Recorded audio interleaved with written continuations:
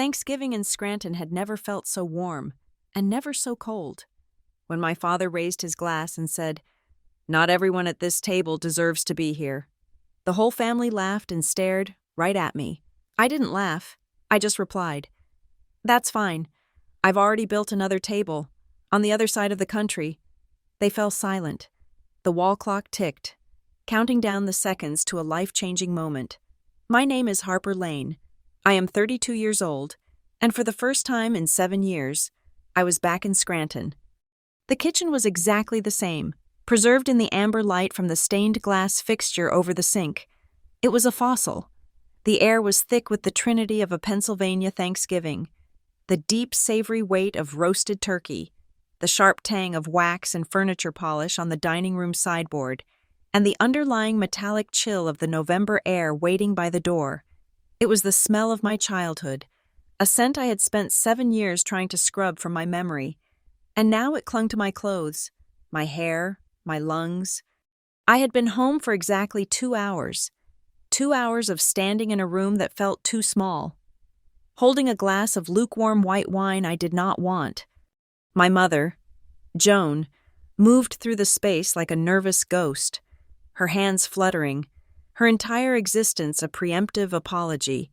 She orbited my father, Randy Lane, refilling his whiskey glass, laughing at the right moments, and sending me quick, terrified glances as if I were a bomb she had accidentally allowed into her house.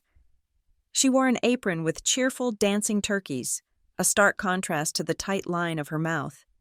"Harper, honey, are you warm enough? You look cold," she murmured, brushing past me to adjust a platter of green beans. "I'm fine, Mom." My brother, Mason, was the room's opposite pole. He was the sun, and we were all expected to be his planets. He was louder than I remembered, his voice seeming to take up all the oxygen. He was explaining the finer points of the suspension on his new truck, a gleaming black monster I had been forced to admire in the driveway. Mason was, as he had always been, the pride of the Lanes. He was the one who stayed, the one who took over the garage, the one who understood that life was built with wrenches and hydraulic lifts, not ideas. And then there was Randy, my father. He sat at the head of the table, a position he occupied even when standing. He was a mechanic, a man who believed the world was divided into two groups: people who got their hands dirty and parasites. His opinions were as loud and uncompromising as the air impact wrench he used in the shop. He nursed a half-full glass of whiskey, the amber liquid matching the walls. He had barely looked at me since I arrived, his greeting a simple grunt. We sat down. The chairs scraped against the hardwood. The sound was a violation. Mason was still talking, his words a barrage against the fragile peace. "So I tell the guy, you want premium service. You pay the premium price. That's just how it is. Right, Dad?" "Damn right," Randy boomed, pointing his fork. "You give nothing for free. You earn your keep. You show up, you do the work. That's the Lane way." His eyes slid over me, then away, as if my presence at the table was a clerical error. In his world, I had not done the work. I had left. I had gone to college on scholarships and loans, chasing ideas that did not involve grease or steel. I had moved across the country to a place he only ever referred to as out there. My mother served plates with frantic, jerky motions. "Harper, you remember Mrs. Gable's son? He's a dentist now, doing so well." "That's nice, Mom." I cut my turkey. It was dry. The conversation was a minefield of unspoken things. The 7 years I was gone, the company I had built, the life I had constructed from scratch, thousands of miles away, in a world they refused to acknowledge. To them, I was still the strange, quiet daughter who liked circuit boards more than people. Then it came. Randy pushed his plate back, the legs of his chair groaning in protest as he stood up. He raised his whiskey glass. The room, already quiet, went utterly still. "Well," he began, his voice filling the kitchen, the dining room, the entire house. "Another year. We're all still here. Mason's running the shop better than I ever did." Mason beamed, puffing out his chest. We work hard, Randy continued, scanning the table.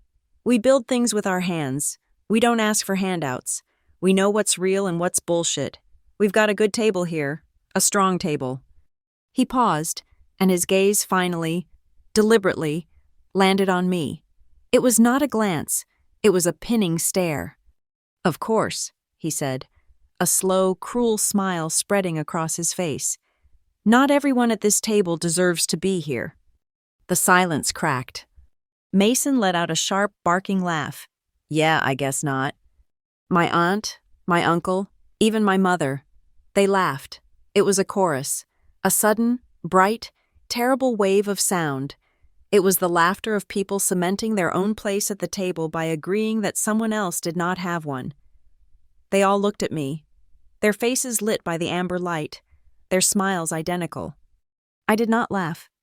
My internal lens, the one that had focused so hard on survival for 7 years, snapped into perfect clarity. I saw not a family, but a tribunal. I saw my father's deep-seated fear of a world he did not understand. I saw Mason's pathetic need for approval. I saw my mother's complete surrender. A lifetime of trading her voice for the illusion of peace. And I felt nothing. No anger, no tears, just the cold, clean click of a mechanism locking into place, the steel in my spine, forged in late nights and failures and small, impossible victories, held me firm. I placed my fork and knife together on the plate, the silver making a quiet, final sound. That's fine, I said. My voice was calm. It cut through the lingering laughter like a blade. They all stopped. Mason's smile froze. My mother's hand flew to her throat. I've already built another table, I continued, looking directly at my father. On the other side of the country, you might have read about it. Silence. It was absolute. The laughter, the conversation, the entire festive performance, gone, arrested. The only sound in the entire house was the grandfather clock in the hallway, ticking. Each tick was an explosion. Talk, talk, talk. I could hear the faint buzz of the refrigerator. I could hear the sound of my mother's breathing, quick and shallow. Time, which had been rushing forward, was now caught, held suspended in the awful, amber light. Mason's mouth was still half open. Randy's hand, holding the whiskey glass, was frozen in the air. I pushed my chair back. I did not scrape it. I lifted it slightly, then set it down. I picked up my cloth napkin, folded it once, and placed it neatly by my plate. It was not a surrender. It was a seal, a chapter, closed and locked. I stood up. Harper, my mother whispered. It was a plea. I did not look at her. I turned and walked out of the kitchen. The sound of my footsteps on the hardwood floor was deafening. Each step was a word. I am done. No one spoke. No one called out. No one said, stop. I reached the front hall. The brass doorknob was cold, biting into my palm. It felt real. I twisted it. The door opened, and the night air rushed in. It was a physical blow, a shock of pure, cold oxygen. It smelled like ice and distant wood smoke. It was the smell of freedom. This was the air I was used to, the air of a world that did not care who my father was. I stepped onto the porch. The wind hit me, pulling at my hair, stinging my cheeks. It was a baptism. I stood there for 1 second. I looked back, not at the door, but at the window. I saw the scene inside, framed like a painting, the amber light, the frozen figures, the table laden with food they would not eat, a perfect tableau of dysfunction. I turned away and did not look back again. As I walked down the cracked concrete path to my rental car, a promise I had made to myself years ago solidified into a vow. I would not just survive them. I would not just succeed despite them. I would build a world so complete, so strong, and so fundamentally mine that they could not even comprehend it. I would not return to this house, not ever, not as a daughter, not as a guest, and certainly not as someone asking, begging, for a seat at their table. My childhood wasn't measured in seasons. It was measured in engine blocks. The soundtrack to our family dinners wasn't music or conversation, it was the percussive, angry roar of an engine being tested in the garage next to the kitchen. The Lane family garage wasn't just my father's business, it was his church, and the rest of the house was just overflow seating. I grew up breathing in the sharp, metallic tang of motor oil, the acrid scent of gasoline, and the dusty, comforting smell of old tires. The grease was a living thing in our house. It was under my father's fingernails, a permanent black crescent. It was a dark smear on the kitchen doorknob. It was in the very pores of the wooden dinner table, a ghost that no amount of my mother's lemon polish could exorcise. My father, Randy, preached his gospel from the hydraulic lift. "Real work," he'd say, his voice booming over the sound of an impact wrench, "is work you can see. It's sweat, it's grease, it's calluses." He would hold up his hands, broad and scarred, as evidence of his virtue. "This," he'd say, tapping his own head, "is for dreamin'. This," he'd slap his hands together, "is for doin'." His world was binary. You were either a doer or a dreamer, a worker or a waste. Books, to him, were the ultimate symbol of waste. They were daydreams put on paper, a distraction from the hard, tangible reality of carburetors and piston rods. But I was never drawn to the pistons. My world was quieter, smaller. I was fascinated by the guts of things my father threw away. I found magic in the intricate green landscapes of circuit boards. I'd spend hours salvaging broken radios from the scrapyard, convinced I could hear the faint echo of songs still trapped inside. I'd take apart our old, broken rotary phone, mesmerized by the complex web of copper and springs that could carry a voice. My hands, small and precise, were always tinkering with busted speakers or dead cassette players, while my father's hands smelled of solvent. My fingers smelled of the sharp, piney scent of rosin core solder. This, of course, was not real work. It was tinkering. It was Harper's little hobby. And through it all, there was my mother, Joan. She was the official translator of our family's unspoken pain. She was a constant, whispering presence, following in my father's destructive wake, trying to smooth over the jagged edges he left behind. "He's just tired, honey," she would murmur as I recoiled from a sharp word. "He's worried about the shop. He doesn't mean it. He just wants what's best for you, in his own way." Her words became a lullaby of silence, a song that taught me that love meant making yourself smaller, that peace was achieved not by resolving conflict, but by pretending it didn't exist. "He doesn't mean it" became the anthem of my childhood, and I learned to hum along. Then there was Mason. My brother was my father's echo. His reflection made solid. He was 2 years older, bigger, louder, and built for the world Randy understood. Mason was the son, and the pride of the Lanes was a title reserved exclusively for him. His victories were public and physical. The thud of a football being kicked, the roar of the crowd on a Friday night, the gleam of a new trophy for the mantelpiece. My father, who barely spoke at the dinner table, would become a different man at Mason's games. He would yell, he would cheer, he would be animated in a way I never saw. He would clap Mason on the back so hard it made my own shoulders ache. Mason was real work in motion. He was sweat and muscle and tangible proof of the Lane legacy. My world, the world of science and technology, was a silent, unacknowledged adversary to their world of rough hands. The conflict was never spoken aloud. It was a tension in the air, a clash of frequencies. It was the greasy shop rag left on top of my algebra homework. It was the way my father's eyes would glaze over when I tried to explain how a simple electromagnet worked. It was the unspoken understanding that Mason's C+ average was a mark of a hard-working boy focused on real life, while my straight A's were a sign of something else, something suspicious, something not quite Lane. The rift, the first real crack in the foundation, came when I was 14. I had spent 6 months working on a project for the state science fair. It was a rudimentary robotic arm, built from salvaged servos, scrap aluminum from the shop, and an absurdly complex control board I had programmed myself. Line by line, I had poured every late night, every ounce of my solder-scented focus, into it. I won. First place. I remember the bus ride home, the heavy blue ribbon and the oversized certificate clutched in my hand. I was vibrating. For the first time, I had a trophy of my own. I had tangible proof. This was real. This was work. I walked into the house, the front door slamming behind me. My father was in his recliner in the living room, bathed in the blue light of the evening news. Mason was splayed on the couch, half asleep. "Dad," I said, my voice higher than I intended. "Dad, look." I held out the ribbon. It was bright, obnoxious, and beautiful.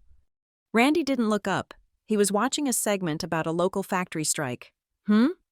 "I won," I said, stepping closer, blocking the television. "The state science fair, first place, for my project." He finally turned his head. His eyes didn't focus on the ribbon. They focused on my face, then on Mason, who was now stirring, annoyed at the interruption. Randy's expression didn't change. There was no smile, no "atta girl," not even a grunt of acknowledgement. He just turned his head back to the news anchor. "Don't rub it in, Harper," he said, his voice flat. "You'll make Mason feel bad." That was all. He didn't mean it to be cruel, or perhaps he did. It didn't matter. The words landed with the force of a physical blow. They weren't loud. They were quiet. But they were deep. That was the first crack, the one that split the foundation from floor to ceiling. I stood there for a full minute, the ribbon suddenly feeling heavy and cheap. I heard my mother in the kitchen, her voice a nervous hum. "Oh, Harper, that's wonderful, dear. Now, why don't you put it away before dinner?" He doesn't mean it. But he did. He meant that my victory was a threat. He meant that my success was an act of aggression against his son. He meant that in this house, there was only one kind of success allowed, and it was not mine. I didn't cry.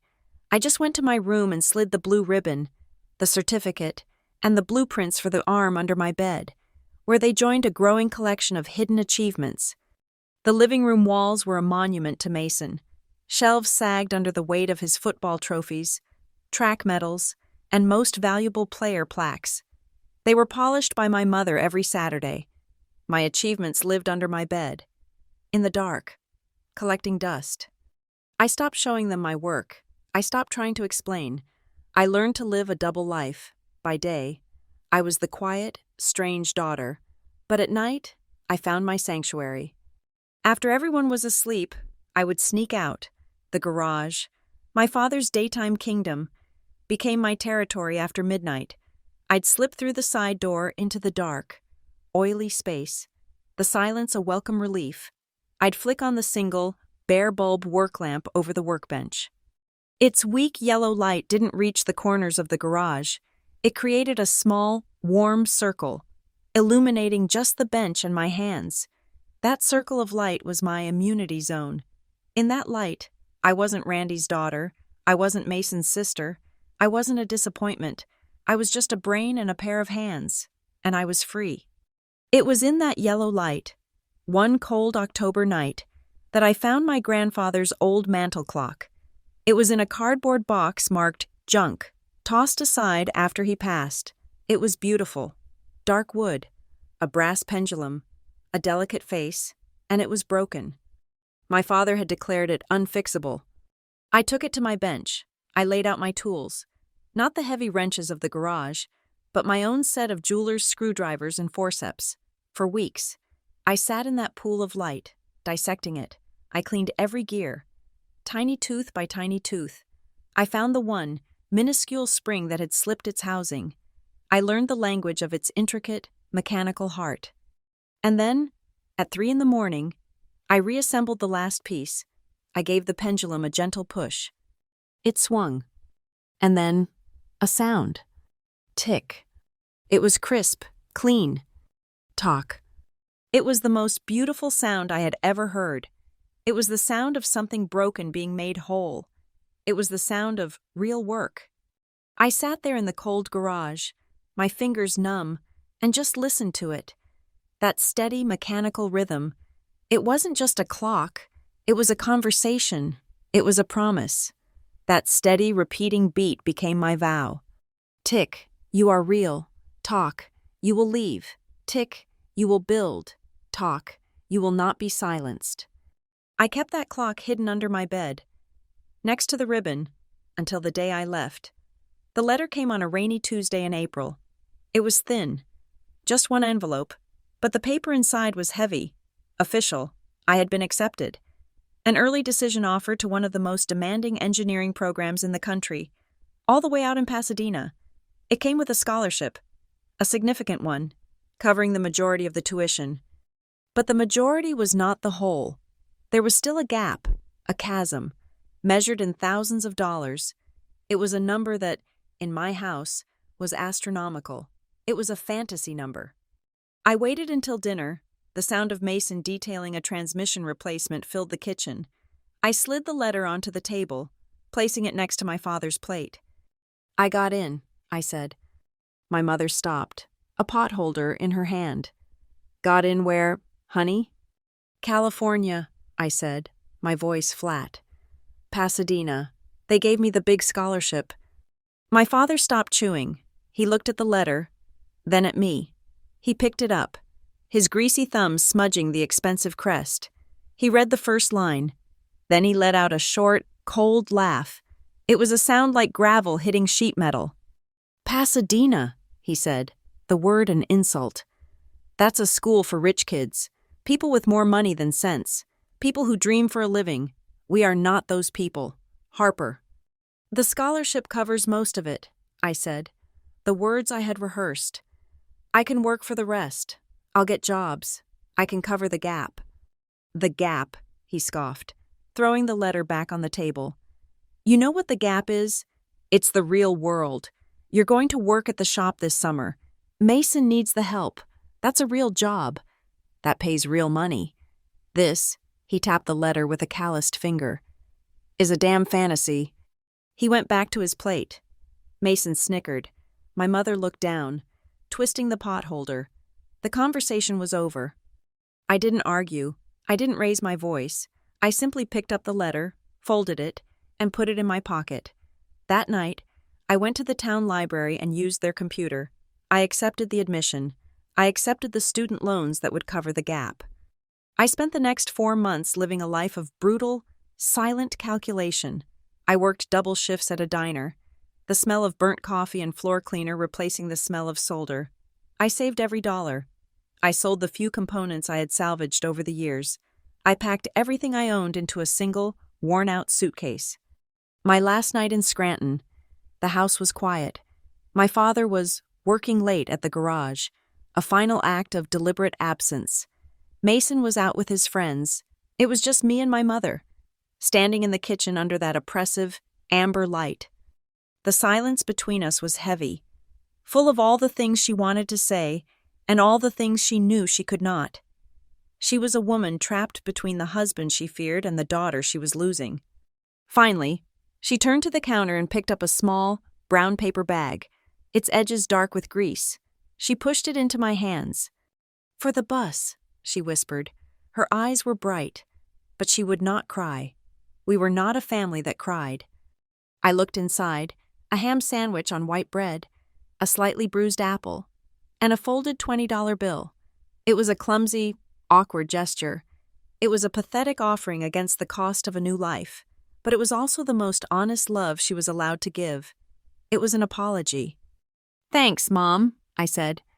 The Greyhound station at 5 a.m. was a different kind of purgatory, a gray linoleum box that smelled of diesel fumes, stale cigarettes, and resignation. The air outside was cold. The early Pennsylvania mist was so thick it felt like walking through a ghost, and it settled on the shoulders of my thin jacket, chilling me to the bone. I bought my one-way ticket. I sat on a hard blue plastic chair. I reached into my coat pocket and closed my hand around the one thing I had taken from my grandfather's collection. Not the large mantel clock, but his old winding pocket watch, I had fixed it, too, in secret. I pulled it out. The metal was cold. I turned the crown. The tiny clicks a small rebellion. I held it to my ear. Tick, tock. It was not a clock. It was a heartbeat. It was the sound of a mechanism setting me in motion. It was a 4-word command. Go. You must go. The bus hissed, its brakes complaining. I stood up, put the watch back in my pocket, and boarded. I did not look back. Pasadena was not a dream. It was a blast furnace. The light was different, a sharp, unforgiving white that bleached the color from the sky and made the red-tiled roofs of the campus glow. My room was a closet, a tiny rented box in a house 3 miles from campus, shared with 4 other students I never saw. The rent was due every single week, in cash. The window in my room was loose in its frame, rattling with every breeze, but if I stood on my chair and craned my neck, I could just see the edge of the campus observatory dome. It was my proof. My life became a simple, brutal equation of time and money. I woke at 4 a.m. From 5 until 8, I was in the campus dining hall, washing dishes, the roar of the industrial washer, the clatter of plates, the smell of bleach and lukewarm eggs. At 8:30, I was in class, lectures on thermodynamics, labs on material science. I was surrounded by the sons and daughters of privilege, kids who argued about theory for fun. I was a ghost in the back row, taking notes, running calculations, always running. At 6 p.m., my second job started. I cleaned the laboratories. I emptied bins full of discarded equations, wiped down counters where geniuses had been working, mopped the floors.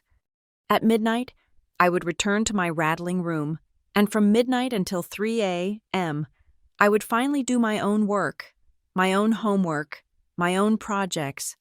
Sleep was a rounding error. Food was a function of what I could grab from the dining hall kitchen. Rent was a ticking clock. The real enemy, every Monday, the equation reset, and I had to solve it all over again. I was surviving, but I was not living. The crash came in the middle of a semester. At 3 a.m, in the robotics lab, I was running a simulation, trying to debug a guidance algorithm.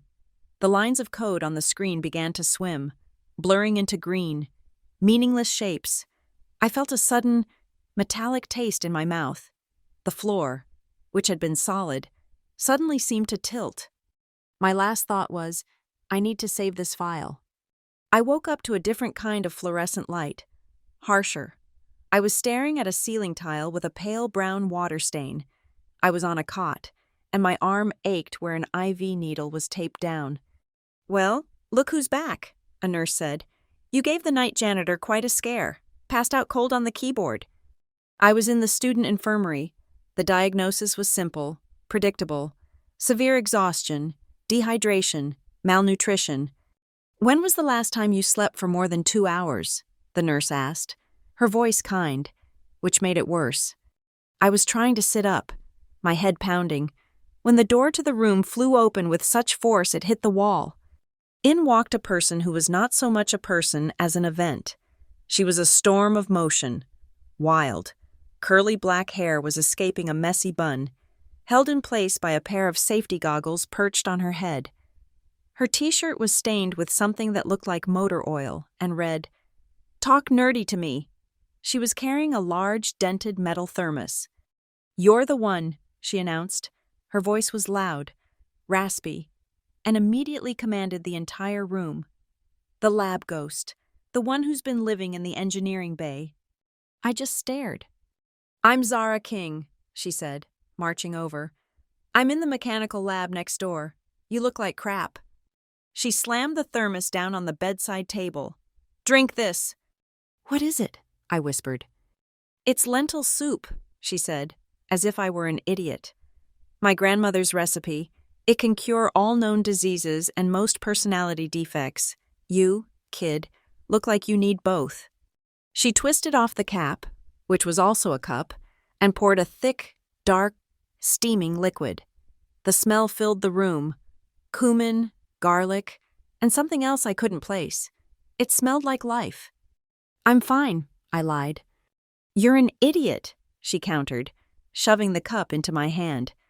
You're trying to do the whole tortured solo genius thing. It's boring, and it's stupid. You don't get extra points for burning out. You just get dead. Drink the soup. I drank. It was hot, spicy, and so thick it was almost a stew. I felt it hit my stomach, a wave of warmth that spread all the way to my fingers. Zara watched me, her arms crossed. Better? Yes, I admitted. Good. Now, here's the deal. I'm smart. You're clearly smart, even if you're dumb. But I'm better at hardware, and I saw your simulations through the window. You're a wizard with code. We're wasting time competing. We should be collaborating. She was a force of nature. She was loud. She was intense. And she was utterly, unapologetically present.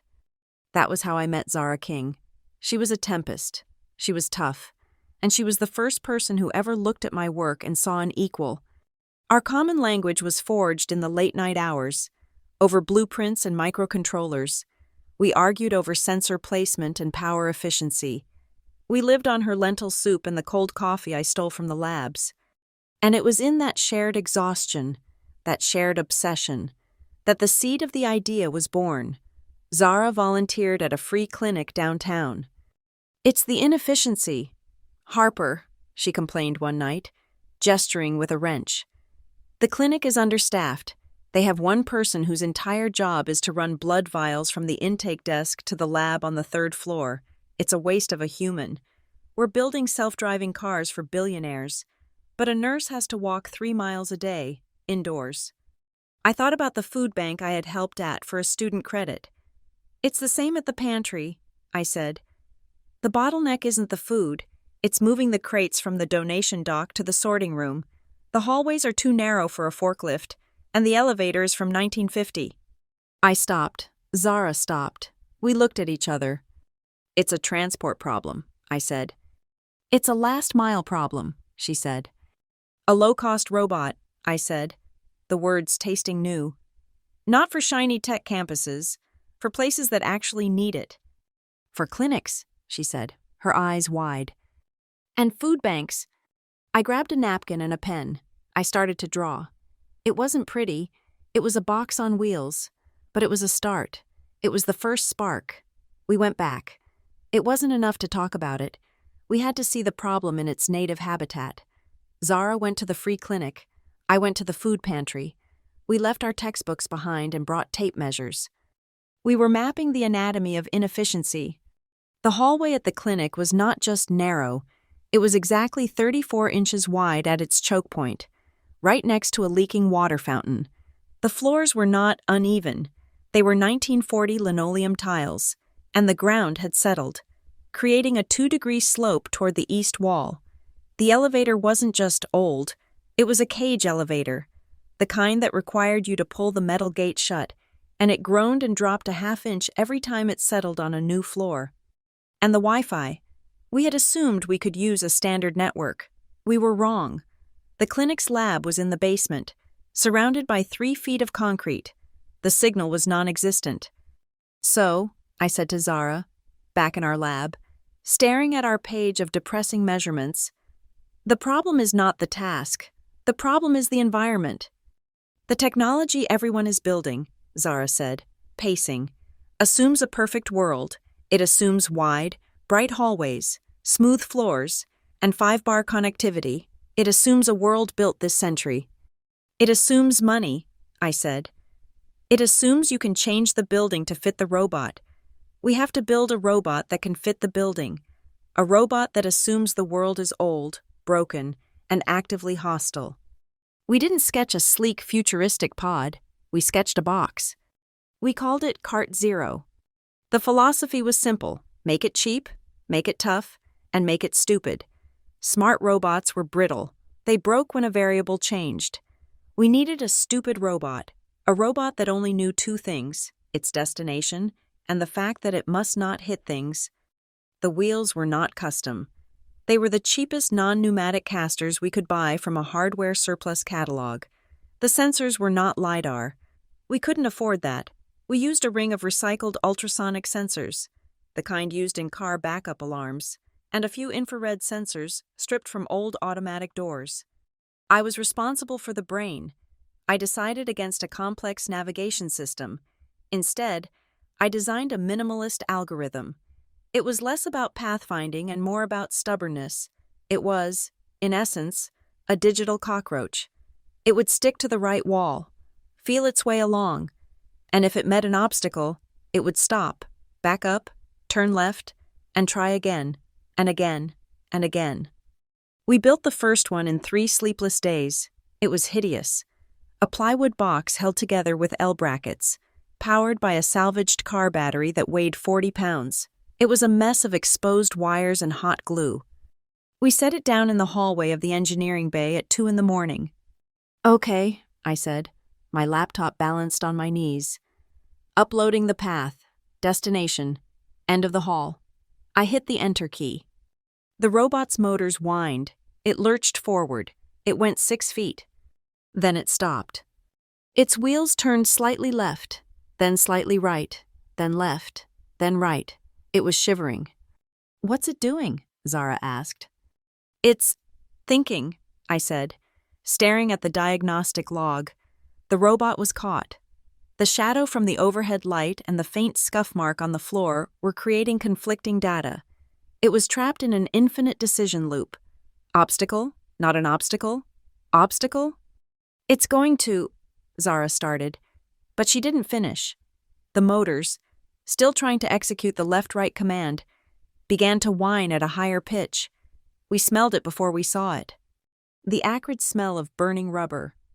The wheels, locked in place, were spinning against the linoleum. Black smoke began to curl up. "Unplug it! Unplug it!" Zara yelled. I lunged forward and yanked the heavy alligator clip from the battery terminal. The whining stopped. We were left in a silent hallway, filled with the smell of a tire fire. On the polished floor was a permanent, black, U-shaped smear. We stared at it. "Well," Zara said, fanning the smoke away from her face, "it's decisive. Decisively self-destructive." "The code is too academic," I muttered, my hands shaking from the adrenaline. "It's afraid of its own shadow." Failure number 2 came a week later.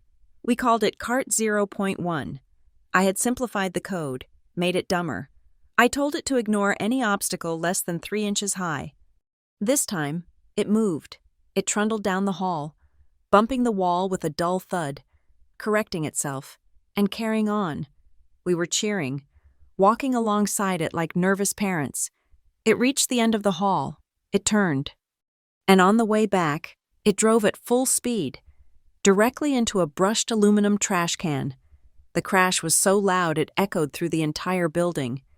We sat on the floor, surrounded by spilled coffee grounds and paper towels. "The sensor fired," I said, frantically scrolling through the logs.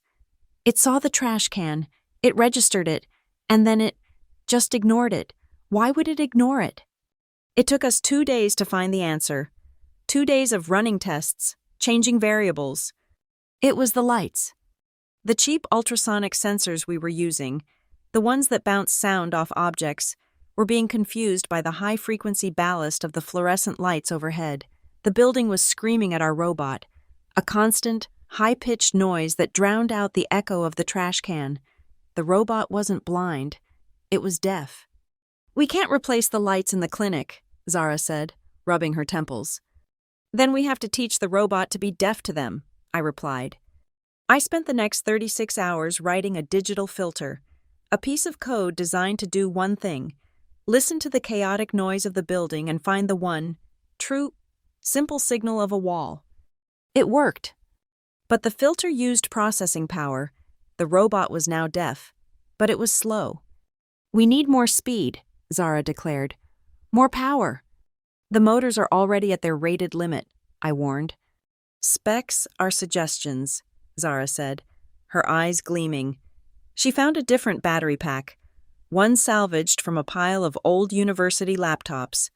She wired them together, bypassing the safety regulators to squeeze just 10% more voltage out of them. "Zara, the thermals on that." "It'll be fine," she said. "We just need to see it work." It was fine. For 10 minutes. The smell was different this time. Not rubber. It was a sharp, chemical, metallic smell. Do you smell that? I asked. A wisp of pale gray smoke curled from the plastic battery housing. Shut it down, I said. Then we heard it, a faint pop. The lithium-ion packs were swelling. The cheap plastic casing began to warp, bulging like a rising loaf of bread. Get the blanket, I yelled, pointing to the fire blanket on the wall. Zara, ever the hardware engineer, tried to disconnect the terminal first. She grabbed the wire. Yow! She recoiled, cradling her hand. The terminal was already hot enough to fuse. Leave it! She grabbed a screwdriver to pry the battery pack off the chassis. Don't! I shouted, knowing that piercing the casing was the worst possible thing she could do. I grabbed her arm and pulled her back. Just as the pack vented, it was not an explosion, just a violent, terrifying hiss. A jet of hot, toxic gas shot out, melting the plywood it was mounted on. We stumbled back, coughing, our eyes watering. The robot was dead. The battery was a melted, bubbling slag heap. Zara was staring at her hand. A bright, angry red burn mark was already rising on her knuckles. Well, she whispered, her voice shaky, we learned about thermal runaway. We were out of money. We were out of parts. We were, officially, a fire hazard. And we were a failure. We hit the surplus yards. We spent our weekends at electronic swap meets, digging through bins of old circuit boards, scrounging for components. We became known to the old men who ran the junk shops, the two robot girls looking for dead toys. We'd buy broken, radio-controlled cars just to salvage the gearboxes. We were building a future out of the trash of the past. And in that trash, we found other people. We were not the only ones working late in the engineering bay. We found Amir, a graduate student who practically lived in the 3D printing lab. He saw our burnt-out chassis. He did not laugh.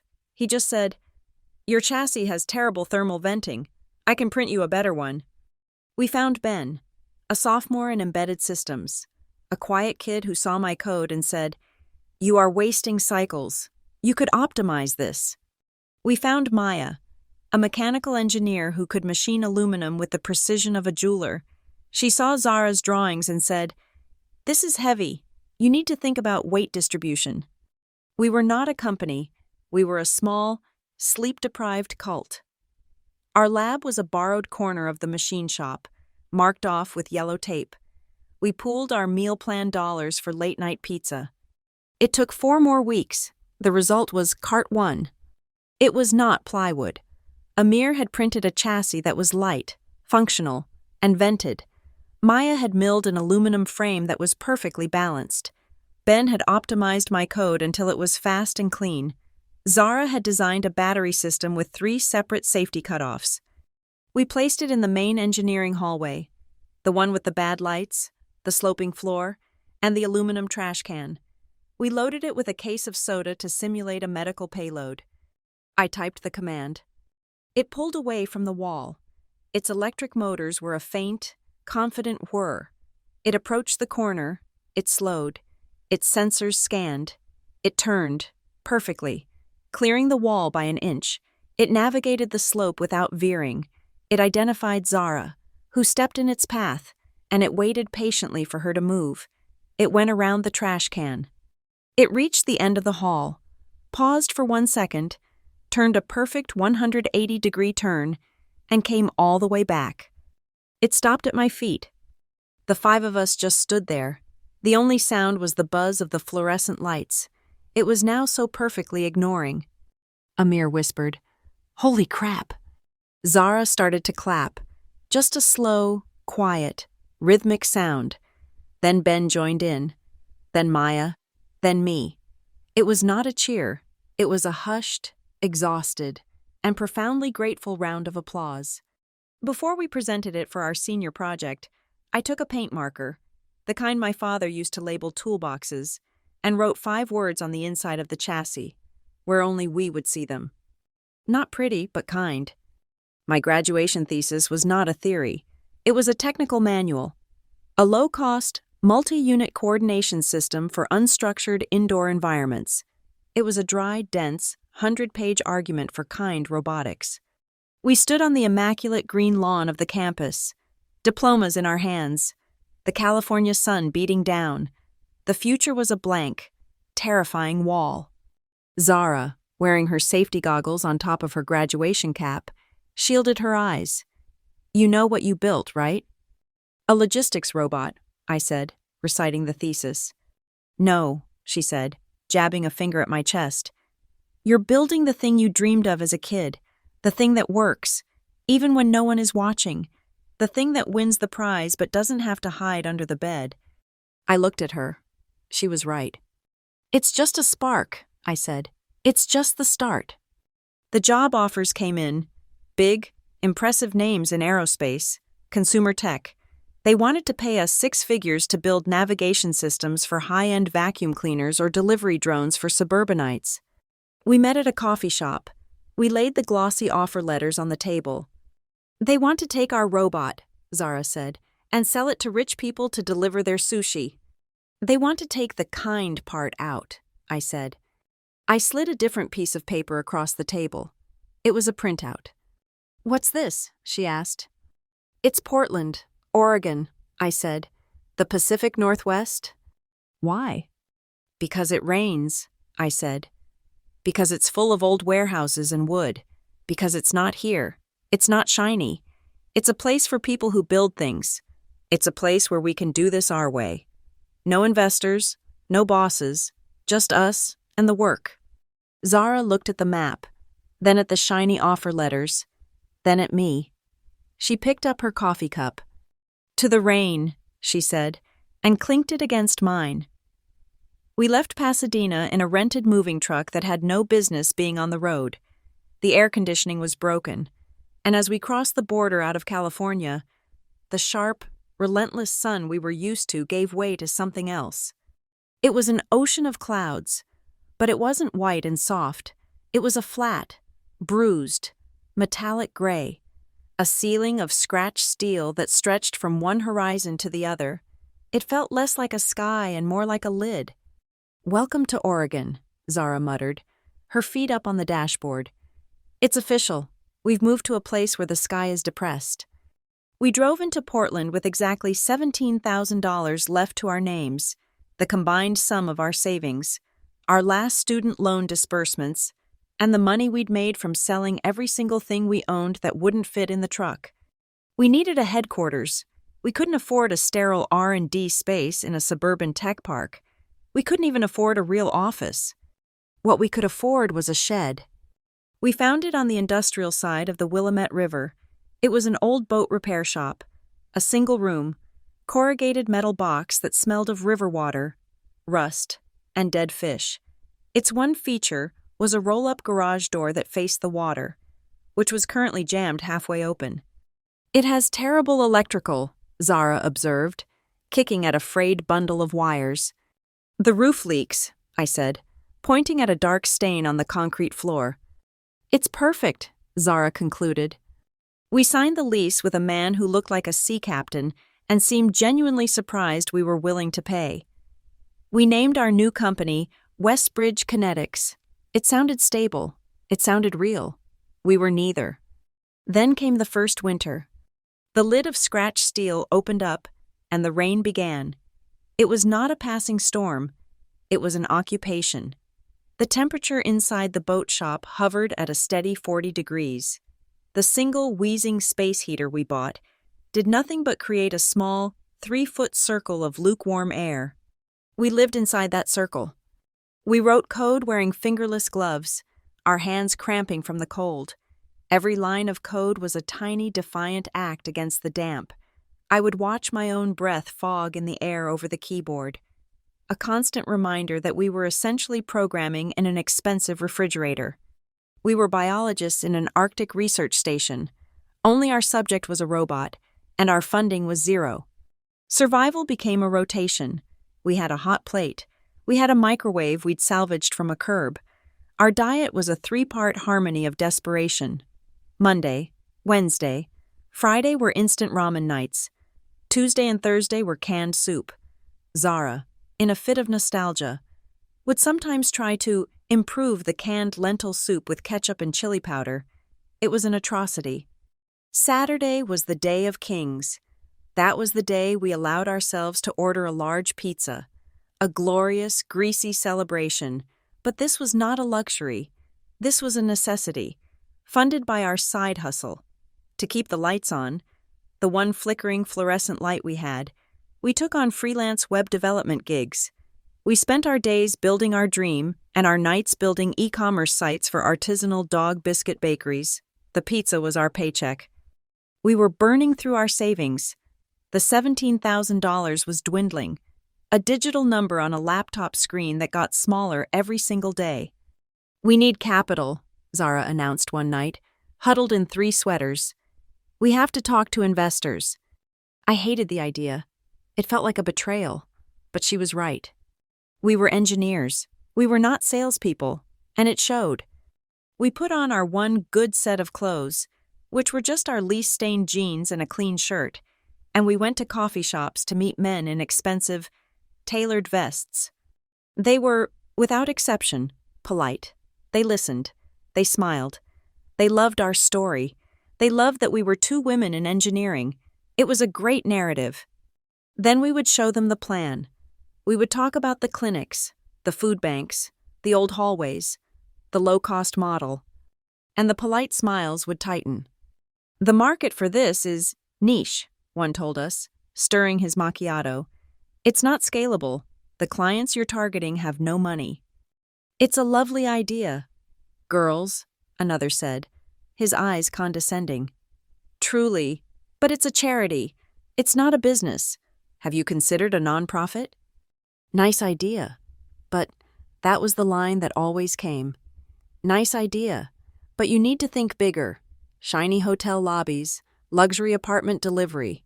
We could license your avoidance algorithm to a high-end vacuum company. They didn't see what we saw. They saw a broken robot for broken buildings. We saw a solution. They saw no money. We saw a world of need. We were rejected. We were rejected by 12 different venture capital funds.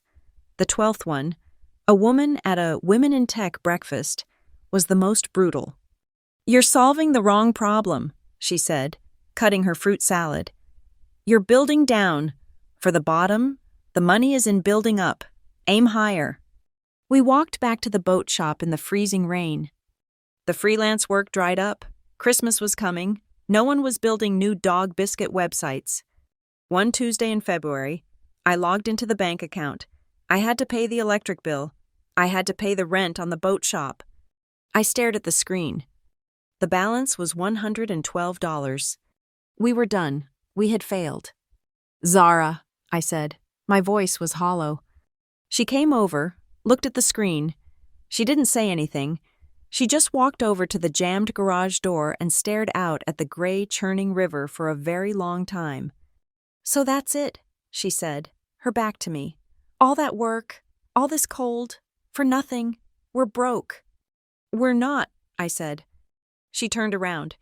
"Did you not just see the—" "We're not," I repeated.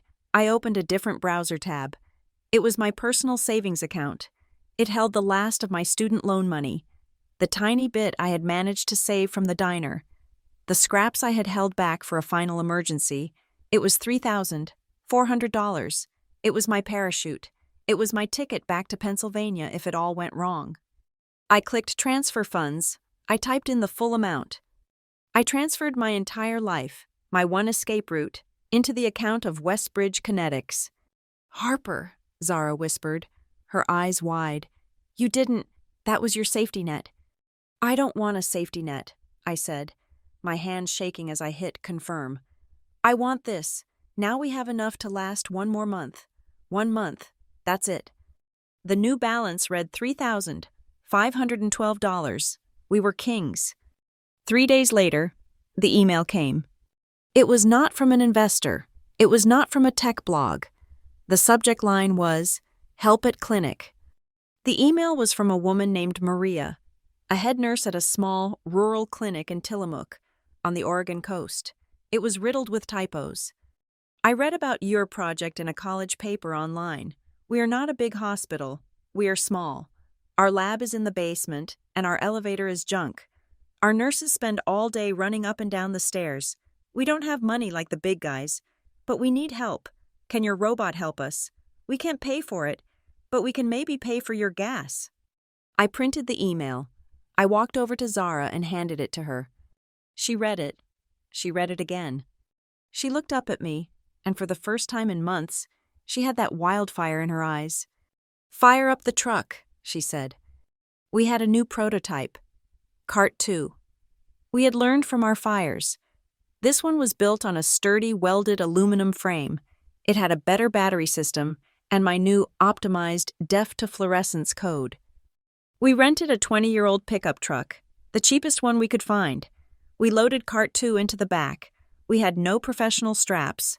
We had no packing foam. We strapped it down with 2 ratchet straps from the hardware store, a tangle of old bungee cords, and half a roll of duct tape. We wrapped the delicate sensor array in our own sweaters. "Well," Zara said, pulling the last strap tight, "it's secured by duct tape and hope." "It's all we've ever had," I replied. The drive to the coast was 2 hours of terror. Every pothole a potential disaster. We arrived at a small, wind-beaten building that looked more like a post office than a clinic. Maria was outside, a small, tired-looking woman in blue scrubs. She looked at us, then at the robot in the back of our truck. "It's bigger than I thought," she said. "It's stronger than it looks," I said. The next 3 days were the hardest, most brutal, and most important of my life. The clinic was not a lab. It was a living, breathing, chaotic organism. There were no test conditions. There was just life. Old patients wandered down the hallways. Carts full of laundry were left in doorways. The floors were slick with, I didn't want to know. We spent the first day just mapping.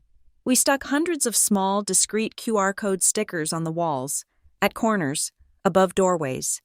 These were the robot's signposts, its breadcrumbs. The stairs Maria had mentioned in her email were not stairs. They were a single, steep, terrifying ramp, built in the 1960s, that connected the main building to the newer lab wing. It violated every building code in existence. Cart 2, loaded with 50 pounds of test weights, got to the base of the ramp, tried to climb, and its wheels just spun, whining in protest.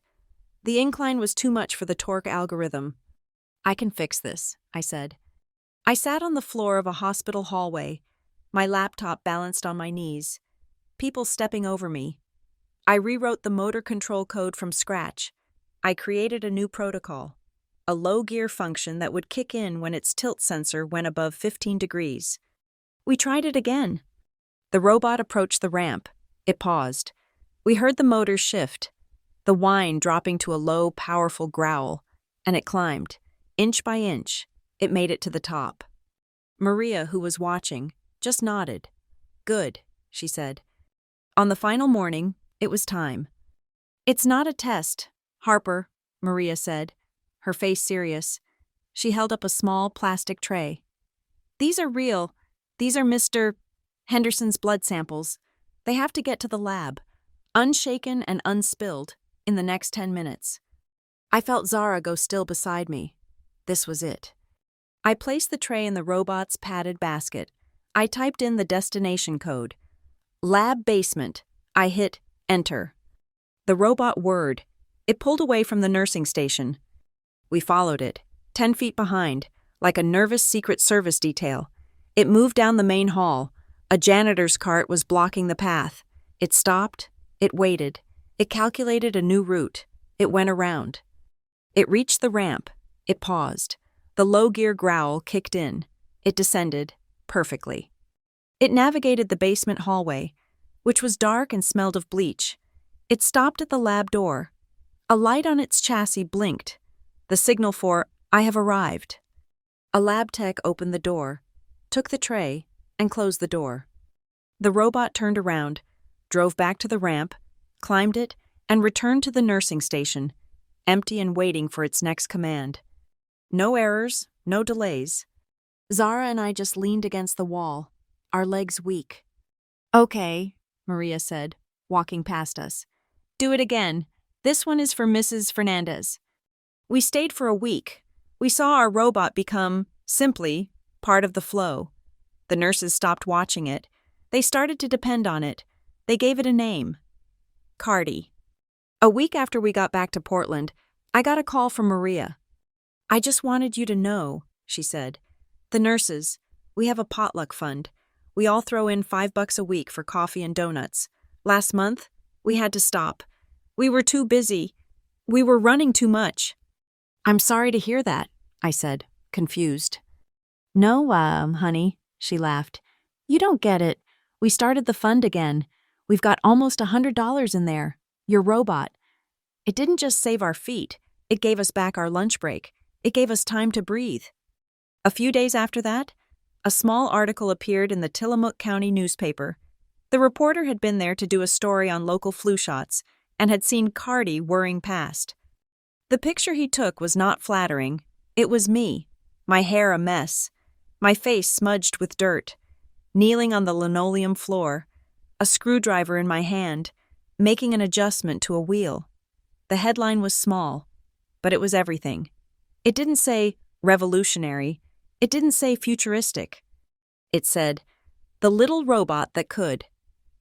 The article in the Tillamook paper was a small stone, but it started an avalanche. We hadn't understood the network.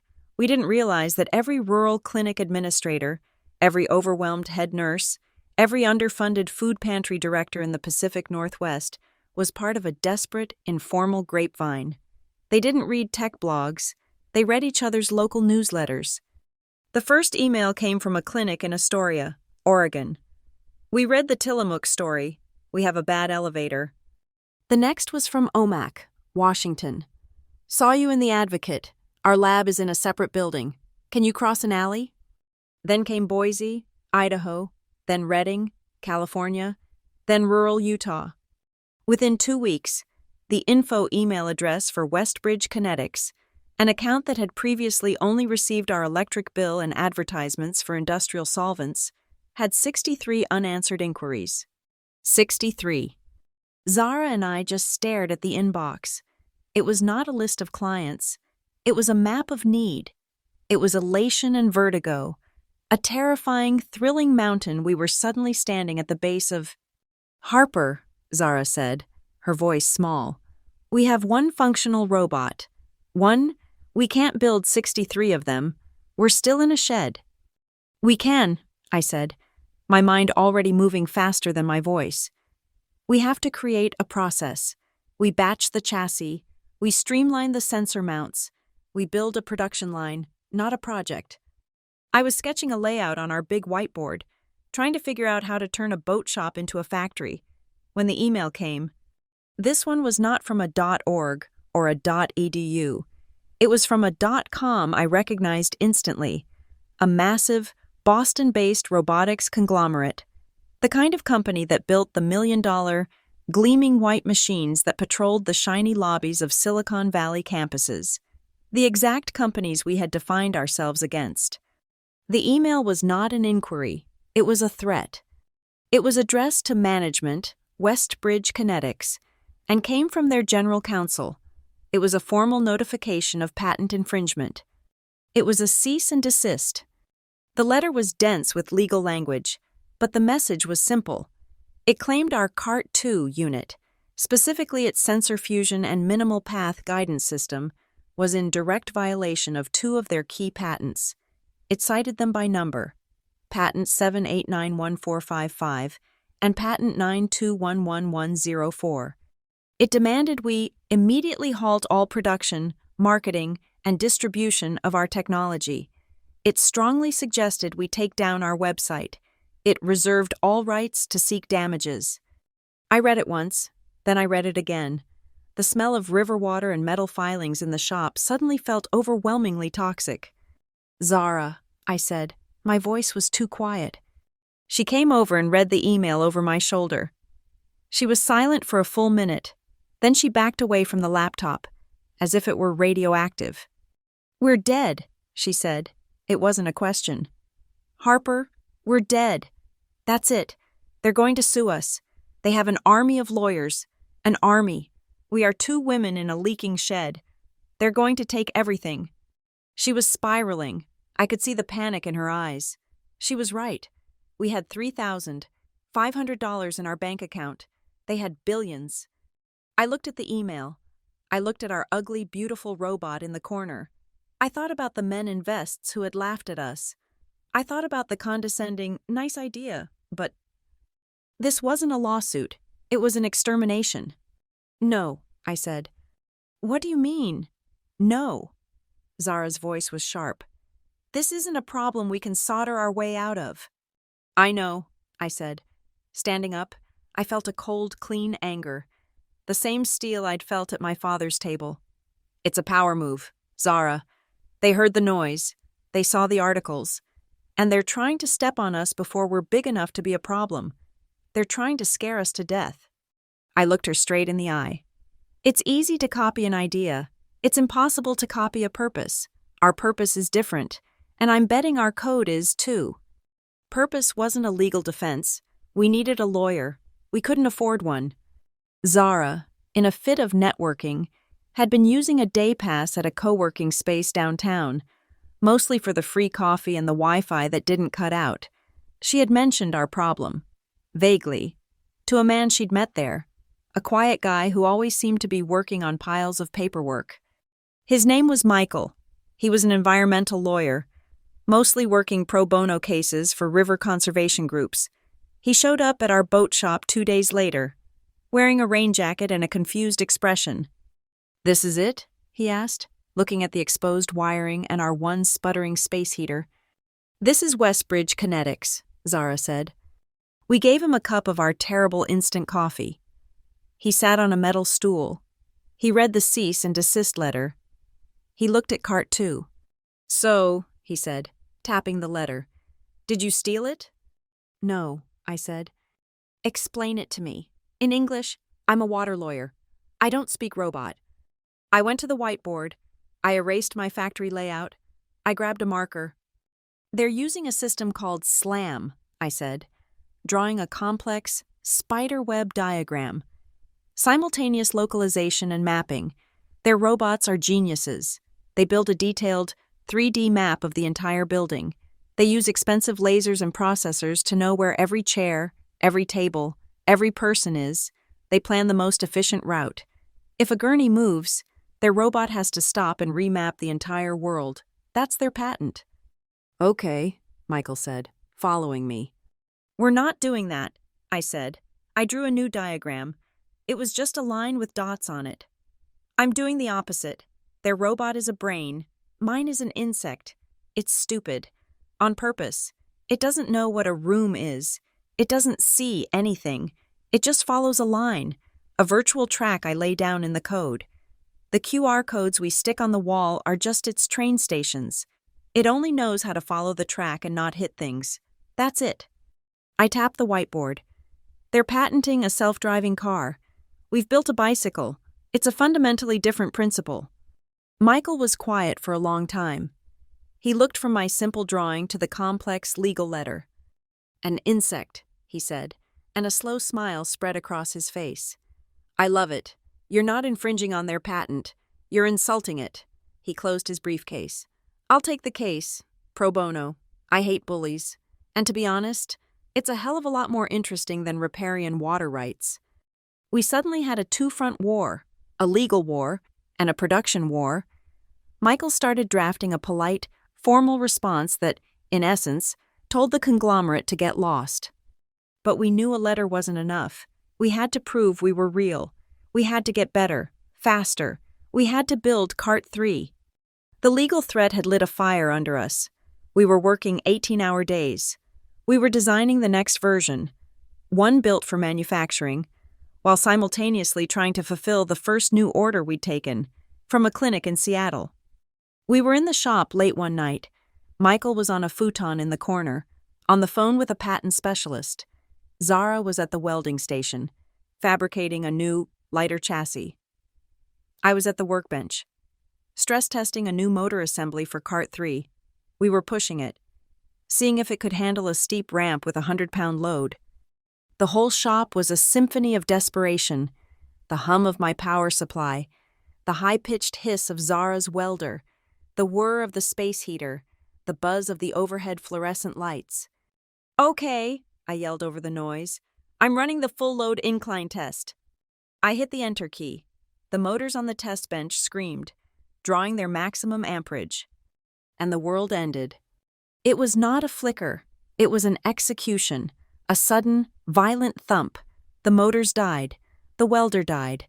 The lights went out. My computer screen went black. Michael's phone call was disconnected. We were plunged into absolute, total, terrifying darkness. The only sound was the rain drumming on the metal roof. "Harper?" Zara's voice was sharp in the dark. "Don't move," I said. I pulled my phone from my pocket, my hand shaking, and turned on the flashlight. The beam cut through the blackness. I pointed it at the wall, at the main breaker panel. A thin, lazy curl of gray smoke was rising from the box. We had done it. We hadn't just blown a fuse. We had cooked the entire panel. We had demanded more power than the grid could give. We had, in our desperate push to build, destroyed our own foundation. We sat there in the cold, flashlight-lit shop. The robot was dead on the bench. We were dead in the water. "So," Zara said, her voice hollow, "this is a new failure mode." "Yeah," I said. I felt a hysterical laugh bubble in my chest. "Lesson learned. We cannot run a welder, a space heater, and a 100-pound motor test on a single 30-amp circuit from 1960. We had to pay an electrician $4,000, money we didn't have, to come on an emergency call and replace the entire panel. It was a brutal lesson in infrastructure. We were at our lowest point. We were in a legal battle. Our workshop was barely functional, and the 63 emails were still sitting in our inbox, mocking us. Then, two things happened. The Pacific Health Advocate, a small but highly respected regional medical journal, picked up the Tillamook story. A real reporter came, one who understood logistics. The article wasn't a local robot puff piece. It was a case study. The headline was, "Low-Cost Robotics, High-Efficiency Outcomes, How Westbridge Kinetics is Solving the Rural Health Bottleneck." It was validation. It was proof. The day after that article was published, I got an email from a group called the Cascadia Impact Fund. I had never heard of them. They weren't venture capitalists. They were a social impact fund. They didn't want to meet in a slick coffee shop. They wanted to come to the shed. Their director, a sharp-eyed woman in a practical rain jacket, came and sat on a metal stool. She didn't flinch at the smell of solder. "We read the Advocate article," she said. "We're not interested in a 10 times return in 3 years. We're interested in your mission. We are prepared to offer a seed round of $500,000. I stopped breathing. Zara, standing by the welder, actually dropped a piece of metal. "But," the director said, holding up a hand, "it comes with a covenant, a legal condition. You must agree to a price cap on all units sold to rural and nonprofit clients for the next 5 years. We are investing in your mission, not your exit strategy." It was a test, and it was a lifeline. As if the universe was testing our resolve. I got another call that same day. It was one of the nice idea but VCs, the first one who had rejected us. His voice was suddenly warm, like we were old friends. "Harper, so great to see your press. This rural thing is a fantastic story. Great PR. Listen, I think we misjudged this. We're prepared to make a significant offer, $1 million, maybe more. But we want to fast-track you. We'd sign an exclusivity deal with our private hospital network partner, the big downtown hospitals. That's where the real money is. You'd have to drop the rural clinic thing. Of course, it's just not scalable." He was offering me everything my father respected. Real money, a real business. I looked at Zara. I looked at our new, heavy-duty breaker box. I thought of Maria's lunch fund. "Thank you for your interest," I said into the phone, my voice as cold and clear as steel. "But we are not a PR story. We're a solution. We're going to have to decline." I hung up on him. I called the Cascadia Impact Fund. "We accept your terms," I said. The $500,000 hit our account. We were not rich. We were solvent. The first thing we did was hire Michael as our full-time counsel. The second was to hire Amir, Ben, and Maya, our old college crew. The third was to hire 5 more technicians. We were suddenly 10 people. 10 people in a boat shop that now had a brand new 200-amp industrial power supply that hummed like a promise. A week later, Michael got a response from the Boston conglomerate's lawyers. The threatening tone was gone. The cease and desist was never mentioned. The new letter was an invitation. It congratulated us on our innovative work in the rural sector. It applauded our commitment to access. It invited Westbridge Kinetics to join a new industry-wide council to discuss open standards for logistics interoperability. "What the hell is this?" Zara asked. "It's a chess move," Michael said, smiling. "They can't crush us, so they're trying to absorb us, or at least be seen with us. They're pivoting from bully to benevolent leader. We're not a pest anymore. Harper, we're the new standard." We respectfully declined the invitation. We were busy. I walked over to the whiteboard. I erased the legal notes and the insect diagrams. I picked up a blue marker and drew a grid. At the top, I wrote the names of states: Oregon, Washington, Idaho, California, Utah. I started filling in the grid with the names of clinics. We had a 5-state deployment schedule. Westbridge Kinetics was real. I was standing at the new workbench, the one made of solid maple, not salvaged plywood. We were finalizing the power distribution board for Cart 3, the first unit of our commercial production run. The air in the workshop, our real workshop, not the boat shed, was clean and smelled of new electronics and freshly cut wood. My phone, resting on a schematic, buzzed. I ignored it. We were running a diagnostic, and a text message was the last thing on my mind. It buzzed again, an insistent, double vibration. Zara glanced over. "Either it's a 5-alarm fire or your mother." I sighed and picked it up. It was from my mother. I hadn't spoken to her in 6 months, not since a brief, awkward birthday call. The message was 7 words. 6 p.m. Thursday. I miss you. 7 words, not a question, a summons, an assumption. 6 p.m. Thursday was Thanksgiving. She was not asking me to come. She was telling me my place and time were set, as if I had just been down the street for the last 7 years, not on a different planet. A cold, familiar weight settled in my stomach. "It's my mother," I said. "Ah," Zara said, not looking up from the oscilloscope. "The Thanksgiving ultimatum." "It's not an ultimatum," I said, too quickly. "It's just an invitation." "Harper," she said, finally looking at me. "An invitation has a question mark. That's a subpoena." I should have deleted it. I should have replied, "I can't," or "Happy Thanksgiving," and gone back to the schematic. We were on deadline for the Seattle deployment. We were hiring. I was the CEO of a company with 10 employees and a 5-state plan. I did not have time for this. But it was those 7 words. "I miss you." It was the one word my father's house never used. It was a Trojan horse for guilt, and it was devastatingly effective. "I have to go," I said, the words tasting like ash. "I have to do this one more time. I have to go back and show them I am not the person who left." "Harper, you don't show them anything," Zara argued, her voice sharp with concern. "You don't drive 3,000 miles into an ambush for people who don't even see you. You just don't go." "I know," I said, "but I have to." I booked a one-way car rental. I told the team I had a family emergency. I packed a single, small bag, and in the side pocket, I placed my grandfather's pocket watch. The drive was a brutal, humming, 2,800-mile meditation.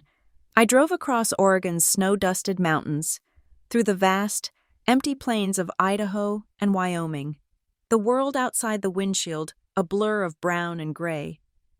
I drove through Nebraska, where the sky was so big it felt like a physical weight, pressing me flat. I didn't listen to music. I didn't listen to podcasts.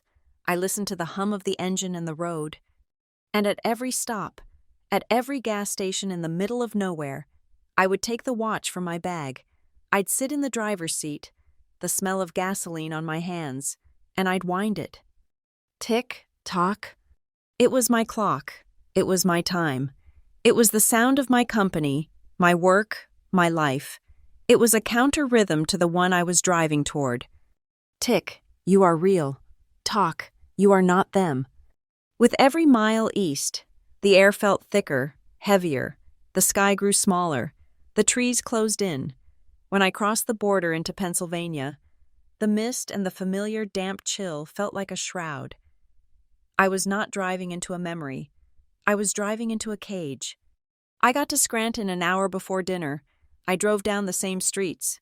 The houses were the same. The chipped paint on the porch railings was the same. I parked my rental car, a clean, anonymous sedan, behind Mason's new, monstrous, lifted pickup truck, the one that probably cost as much as our first seed round. I stood on the porch. I could hear the television inside, the murmur of a football game. I could smell the turkey. For a single, paralyzing second, I thought about getting back in the car. I rang the bell. My mother opened the door. Joan Lane. She looked older, smaller. Her smile was a mask of frantic relief. "Harper! Oh, honey, you're here." She pulled me into a hug that smelled of hairspray and simmering gravy. It was a hug that was all bone and tension, a desperate grasp. "Hi, Mom," I said, disengaging. "You're just in time, just in time. Randy's in the living room. Mason's here. Oh, it's so good to have you home, honey." Home. The word hung in the air, a lie we were both agreeing to. I stepped inside. The amber light, it hit me like a physical force. The same dark, sticky, yellow-brown light from the same overhead lamps. It was the light of a room preserved in resin, a fossil. The air was thick with the same smells: turkey, furniture polish, and the faint, underlying bitterness of my father's whiskey. The dinner began. On the surface, it was calm. It was a performance of normal family. My mother fluttered, her hands never still, a bird in a cage, filling plates, filling glasses, filling the silence. Mason did most of the talking. He had, as predicted, built a new garage. It was his masterpiece. 28-foot bays, he announced, gesturing with his fork. "We got the new pneumatic lifts, the digital diagnostic scanner. I'm telling you, Dad, it's night and day. We're the only shop in 3 counties that can handle the new F350 axles. Businesses, it's just stupid. It's so good." "That's the Lane way." My father, Randy, boomed from the head of the table. He nodded, his face proud. "Real work, real steel." I ate my food. It was tasteless. I nodded. I passed the salt. I was a ghost at the table, a placeholder in a daughter costume. Then, my father turned his gaze on me. It was not a look of curiosity. It was the look of a man fulfilling an obligation. "So," he said, leaning back, his whiskey glass in his hand, "your mother tells me you're still out there in Oregon." "Portland," I said. "Yes. And you're still doing, what is it, that little computer thing? With the machines?" He used the word machines the same way he would have said dolls or knitting. It was a pat on the head. It was a dismissal so complete, it was almost a work of art. "It's a robotics company," I said, my voice even. "We build autonomous logistics robots for indoor environments." He stared at me, blankly. "Uh-huh. So, like, little toys?" "No, Dad," I said. "Not toys. We automate transport in hospitals and clinics. We have 10 employees. We're deploying in 5 states next quarter." He waved his hand, a gesture of impatience. Yeah. All sounds very fancy. You making any real money at it? Or is it one of those school projects?" "We're funded," I said. "Funded?" He laughed, a sharp, cold sound. He looked at Mason. "Hear that? She's funded. Means she's spending other people's money." "Randy," my mother whispered, her voice a warning. "Please." The atmosphere in the room changed. The thin, brittle veneer of calm was gone. The string was pulled tight. My mother, sensing it, rushed to the kitchen. "Who wants more wine?" She brought out the second bottle. The first had been for the performance. The second was for the truth. The wine was poured. The glasses were filled. The air was thick. The only sound was the ticking of the grandfather clock in the hall, the one I hadn't been able to fix. My father picked up his fresh glass of wine. He stood up. It was happening. I hadn't realized I was holding my breath until I felt my lungs burn. It was happening just as I knew it would. "Well," he said, his voice filling the room, the same voice from every memory. "It's good to have the family here, most of it. Mason, I'm proud of you. The garage is a monument to real work. You build things you can touch. You built it with your own hands." He paused, and his eyes, heavy with wine and resentment, found me. "You know," he said, his voice taking on a cruel, philosophical tone, "a family is a table. You sit down, you know your place, you contribute, you do the work, you earn your seat." He raised his glass higher. "But not everyone at this table," he said, his smile cold and slow, "deserves to be here." The laughter came. Right on cue. Mason barked it out first. A sharp, ugly sound. My aunt and uncle, a chorus of weak agreement. I did not look at them. I did not look at my father. My internal camera, the cold, clear lens of the person I had become, did not focus on him. It zoomed in. It framed a close-up, right across the table. My mother's hand. It was resting on the white tablecloth. Next to her plate, her hand, which had fluttered all night, was now perfectly still. She was clutching her cloth napkin. She was gripping it so hard her knuckles were white, stark against the red of her skin. She was crushing it, her face a perfect, placid mask of a smile. She was a prisoner, holding her own gag in place. The laughter died down, leaving that familiar, humming silence. They were all looking at me, waiting for the flicker of a tear, the crack in my voice, the apology for my own existence. I calmly, slowly, set my wine glass down. The small click as it touched the table was the loudest sound I had ever heard. I did not shout. I did not cry. I did not perform for them. I looked at my father. I spoke to him, but I was speaking to the entire room, to the amber light, to the house, to the whole of Scranton. "I have my own table," I said. My voice was clear and did not shake. "It seats 10 people right now. It will seat 100. We built it, and you can read all about it in the paper." The silence that followed was not a hum. It was a void, a black hole. My father's face, flushed with wine, went pale. His smile was gone. Mason's jaw was open. And my mother, her hand, the one crushing the napkin, flew to her mouth, as if I had struck her. I did not wait for a response. I did not want one. There was nothing left to say. I pushed my chair back. The legs scraped against the hardwood floor. It was a raw, tearing sound. The sound of ripping silk. The sound of a final, clean break. I stood up. I looked at my mother. "Thank you for dinner, Mom," I said. It was exactly as I remembered. I turned. I walked out of the kitchen. I walked down the hall. My footsteps the only sound. I did not run. I opened the front door. The cold, clean, November air hit my face. It was the air of my world, the air of reality. I stepped out onto the porch and closed the door behind me. I did not slam it. I closed it with a quiet, final click. Behind me, in the amber light, I could hear a voice, my mother's, rise in a frantic, "Harper, Harper, wait!" But the old story was continuing without me. It had to. Its main character had just been written out. I walked to my rental car. I got in. I sat in the dark, my hands on the wheel, my heart beating a steady, calm, powerful rhythm. I turned the key. The engine started. This was not running away. I was not a child fleeing a dark house. I put the car in drive. This was moving the capital. I did not drive back to Scranton for Christmas. I did not fly. I got in my car the day after Thanksgiving and drove straight back to Portland, a 2,800-mile journey that I barely remember. It was not a drive of escape, it was a mobilization. I was a capital city moving its seat of power, and I had no time to waste on the old, ruined geography. When I got back, I didn't go to my apartment. I went straight to the workshop. It was Saturday, and the place was quiet. The new concrete floor gleaming under the overhead lights. The assembly bays clean and ready.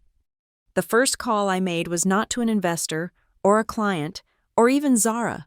It was to a woman, Maya, our head of mechanics, new, a woodworker who lived in the Cascade foothills, a woman who specialized in reclaiming industrial timber. I drove out to her studio that afternoon. It was perched on a hillside, smelling of sawdust and damp pine. "I need a table," I said. She was older, with strong, calloused hands and eyes that had seen the grain of 1,000 different woods. "What kind of table?" "A real one," I said. "A heavy one. I don't want new wood. I want history." She took me to a barn, out of the rain. In the corner was a massive pile of beams. They were dark, almost black, with rain and age. "Douglas fir," she said, "from a 100-year-old fish-packing warehouse in Astoria. They tore it down last month." Astoria, the town that had sent us one of our first, hopeful emails. I ran my hand over the wood. It was scarred. It was pocked with deep, black nail holes, stained with rust from bolts, and gouged by a century of forklifts, cargo, and hard work. It was the most beautiful wood I had ever seen. "This," I said. "I want this." "It's rough, honey," she warned. "It's not fine dining." "It's perfect. I want you to keep the scars. Don't sand them out. Don't fill the holes. Just seal them. I want to feel the work." "How big?" 12 seats, I said. "And it must be a perfect rectangle. No curves, and no head. No head of the table. Every seat has to be equal." She looked at me, a long, appraising look. Then she nodded. "A working table. I can do that." It arrived a week before Christmas. It was a beast, a monolith. We had to unbolt the main workshop doors from their hinges just to get it inside. We placed it in the center of our new common area, a space that sat between the assembly line and our small kitchen. It was enormous. It was a declaration. It was surrounded by tool chests, whiteboards, and the charging stations for our new line of Cart 3 units. "Okay," Zara said, walking around it, running her hand over a deep, dark gouge. "It's aggressive. It's a very us table. What exactly are we doing with it?" "We're having a dinner," I said. "A corporate Christmas party? Harper, we're too tired for a party." "No, not a party. A no-ticket dinner. And we're not inviting investors. We're not inviting the press. We're inviting our users." We sent out the invitations.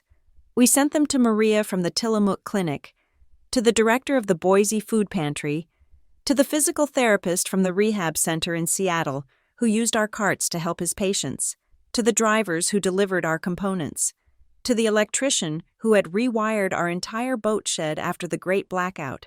We told them to bring their families. They came. On a cold, rainy Friday night, they filed into our workshop. The space was bright, loud, and warm. We hadn't decorated, not really, but the glow of the green and red LEDs on our diagnostic boards and the warmth from the assembly line ovens made the place feel festive. Zara, who had claimed the whole idea was corny, had, of course, gone all in.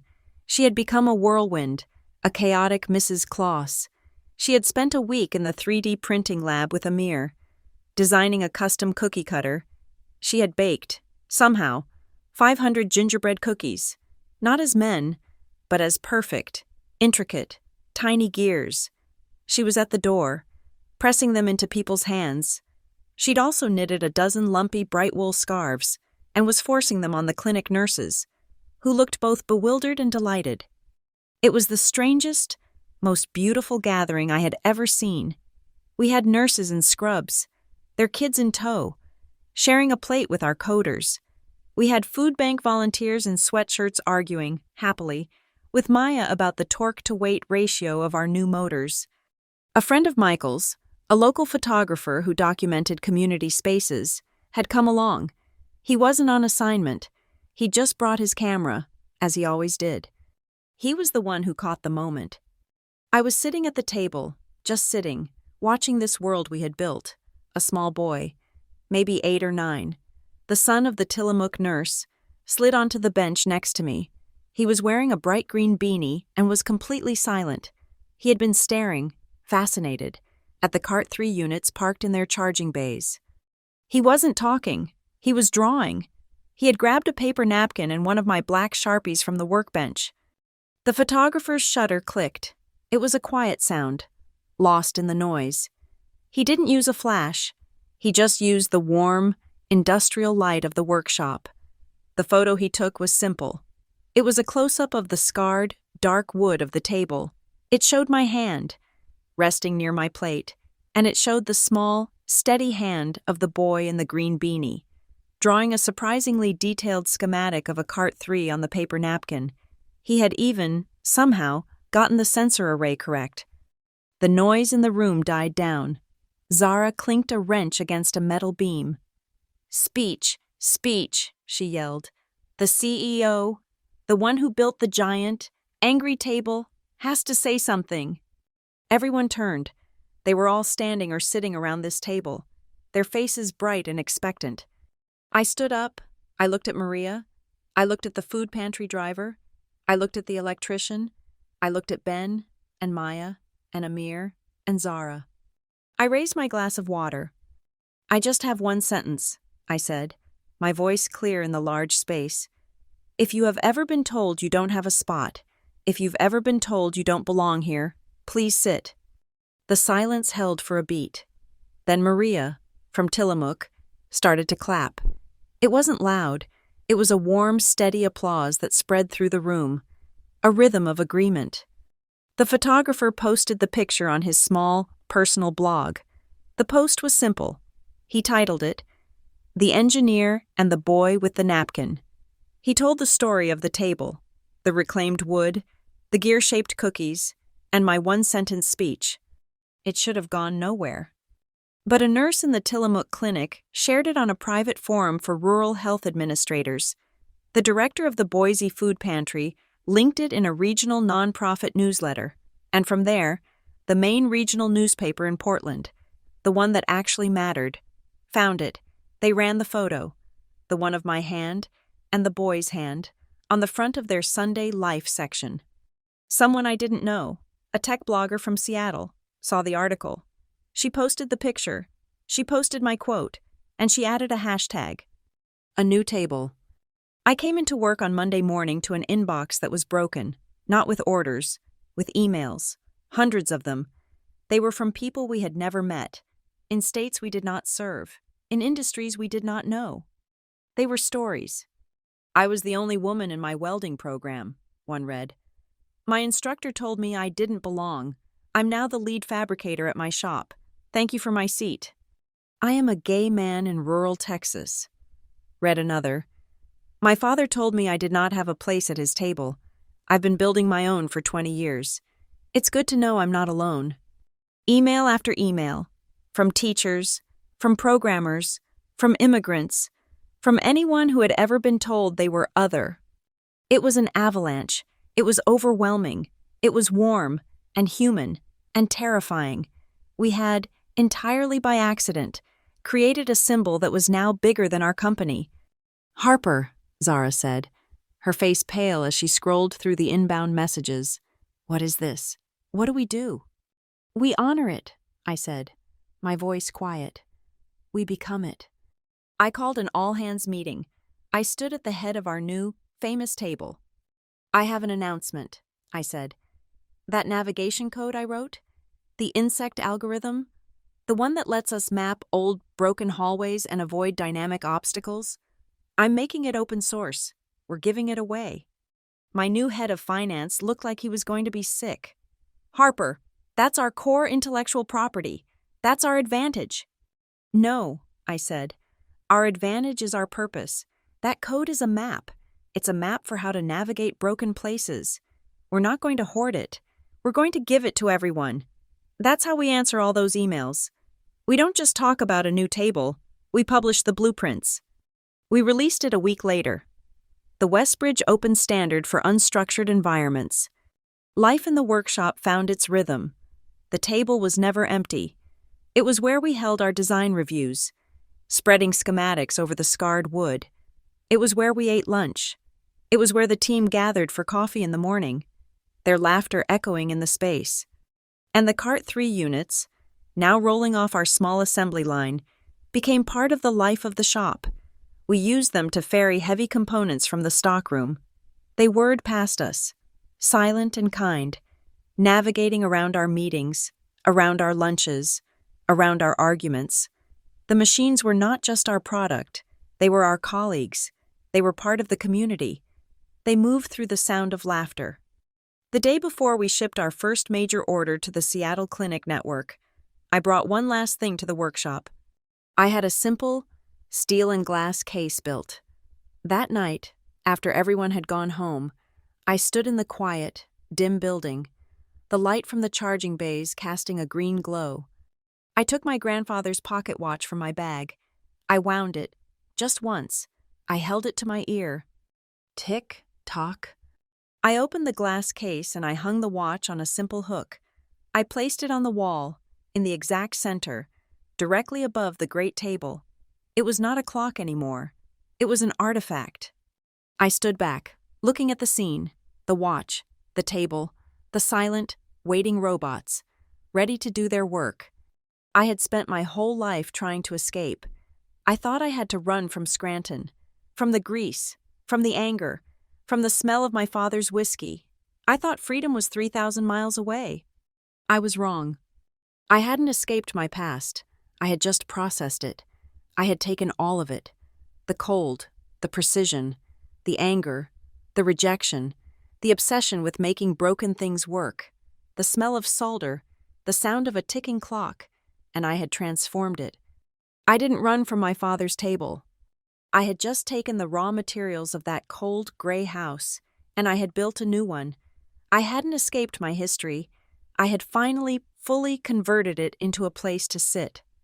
The phone call I had been dreading for 7 years, and the one I had been waiting for, came the morning after I returned to Portland. I was at the workshop, standing by the new table, drinking a cup of black coffee. The place was quiet. It was 7 a.m. My phone, which I had placed on the scarred wood, buzzed. The screen said Joan Lane. I looked at it for a long time. I was not in her house now. I was in mine. I picked it up. "Hello?" I said. Silence. Then, a sharp intake of breath. A sound I had heard my entire life. "Harper?" Her voice was thin, fragile, a thread stretched across 3,000 miles. "I'm here, Mom." She faltered. "I went online, like you said. Read the paper. I didn't know what you meant. I just typed your name. And that robotics company." "Westbridge," I said. "Yes, I saw it. Harper. I saw the articles. I saw the hashtag, the one about the table, and the picture." Her voice broke on the last word. "The picture," she whispered, "of you and that little boy with the napkin. The engineer builds a table for those without." I waited. The grandfather clock in her hallway was probably ticking behind her, but all I could hear was the hum of my own workshop, the sound of my own time. "Oh, Harper," she said, and this time the sobs came, dry and ragged, the sound of a woman who had forgotten how to cry properly. "I am so sorry." It was a word I had never heard her say, not for herself. She had spent her life apologizing for my father, a constant, preemptive shield. To hear her say it for her own account was disorienting. I thought I was doing the right thing," she stammered, the words rushing out now. "I thought if I just stayed quiet, if I didn't make waves, I was keeping the peace. I thought silence was keeping the family together." The old familiar lullaby. the one that had put me to sleep for 18 years. "Mom," I said, and my voice was not angry. It was just tired. It was the voice of a surgeon stating a fact. Silence doesn't protect anyone. It just hides the wound. It lets it get infected. "I know," she whispered. "I know that now. When you stood up, when you just left, I looked at your father's face. He didn't understand. And I realized I haven't been keeping the peace. I've just been managing the war. And I let you be the casualty." She was quiet for a moment. I could hear her breathing, trying to find the courage for the next part. That's not why I called. Harper, there's something else. Something I have to tell you." A new coldness, a different kind. Not anger, just precision. "What is it?" "Do you remember," she said, her voice dropping, "when you were a senior? In high school? You got that first big scholarship? The one we all knew about." "The one to Pasadena," I said. "Yes, but do you remember there was another one? A few weeks later? You were invited to a competition for a full ride, not just tuition, a chancellor's scholarship, full ride, room, board, everything, a stipend. They only invited 10 kids in the country to fly out, to compete for it." I stood perfectly still. The coffee in my hand was cold. I had no memory of this. "I don't know what you're talking about," I said. "You don't," she said. It wasn't a question. "No, of course you don't. Because the letter, it came on a Wednesday, and you were at school, and I saw it first. It was a thick, beautiful envelope. I opened it. I was so proud. I was crying." "I never saw it," I said. "No, because your father came home from the shop. He saw me with the letter. He read it. I've never seen him like that. Harper, he wasn't loud. He wasn't Randy. He was cold. He was quiet. He just read it, and he said—" She stopped, another sob catching in her throat. "What did he say, Mom?" "She's not going," my mother whispered. "He said, she's not going. He said, I am not letting this fantasy take her. He said he was afraid you'd fly too far away and never come back, that you'd forget who you were." I closed my eyes. The image was so clear. The kitchen, the amber light, the man at the head of the table, making a decision about a life that was not his. "And then Mason came in," she continued, her voice fragmented. "Mason saw the letter. He saw the full ride part. He knew he was struggling, and he looked at your father, and your father, he took the letter, Harper, and he put it in his pocket, and it just vanished. It was gone. And I didn't say anything. I just let it happen. The old anger, I was waiting for it. The fire, the rage, the feeling of my lungs collapsing. It didn't come. I felt nothing, not a fire, just the click of the last, final, heavy tumbler lock falling into place. It was not a revelation, it was a confirmation. It was the final, missing piece of data in an equation I had already solved. "Why are you telling me this now?" I asked. "Because," she said, "when you left, on Thanksgiving, I confronted them. I yelled, 'Harper, I don't yell.' I asked Mason, 'Do you remember the letter?' And he finally, he confessed. He said he was jealous. He said he knew it was wrong. He told me, 'Your father burned it in the garage.'" "And Dad?" I asked. "What did he say?" My mother was silent for a long, long time. "He didn't say anything," she said, her voice hollow. He put on his coat, and he went and sat on the back porch. He sat out there all night, in the cold. He just sat there. I looked out the window, and all I could see was his shadow. It was longer than the man. Harper. It was just this long, dark shadow. And I thought, that's it. That's all he is. That's all I've been living with. She was weeping openly now. But I have proof, honey. I don't know why I did it. A bad feeling, a premonition. Before he took it, I went to the library. I made a photocopy. I have it. I've kept it hidden in my recipe box for 14 years. A photocopy, a ghost, a piece of paper that proved my entire life had been a detour, forced by a man who was afraid of heights. I felt a sudden, profound calm. The old, hot, useless anger was gone. It had burned out at that Thanksgiving table. All that was left was this cold, clear, absolute boundary. "Thank you for telling me, Mom," I said.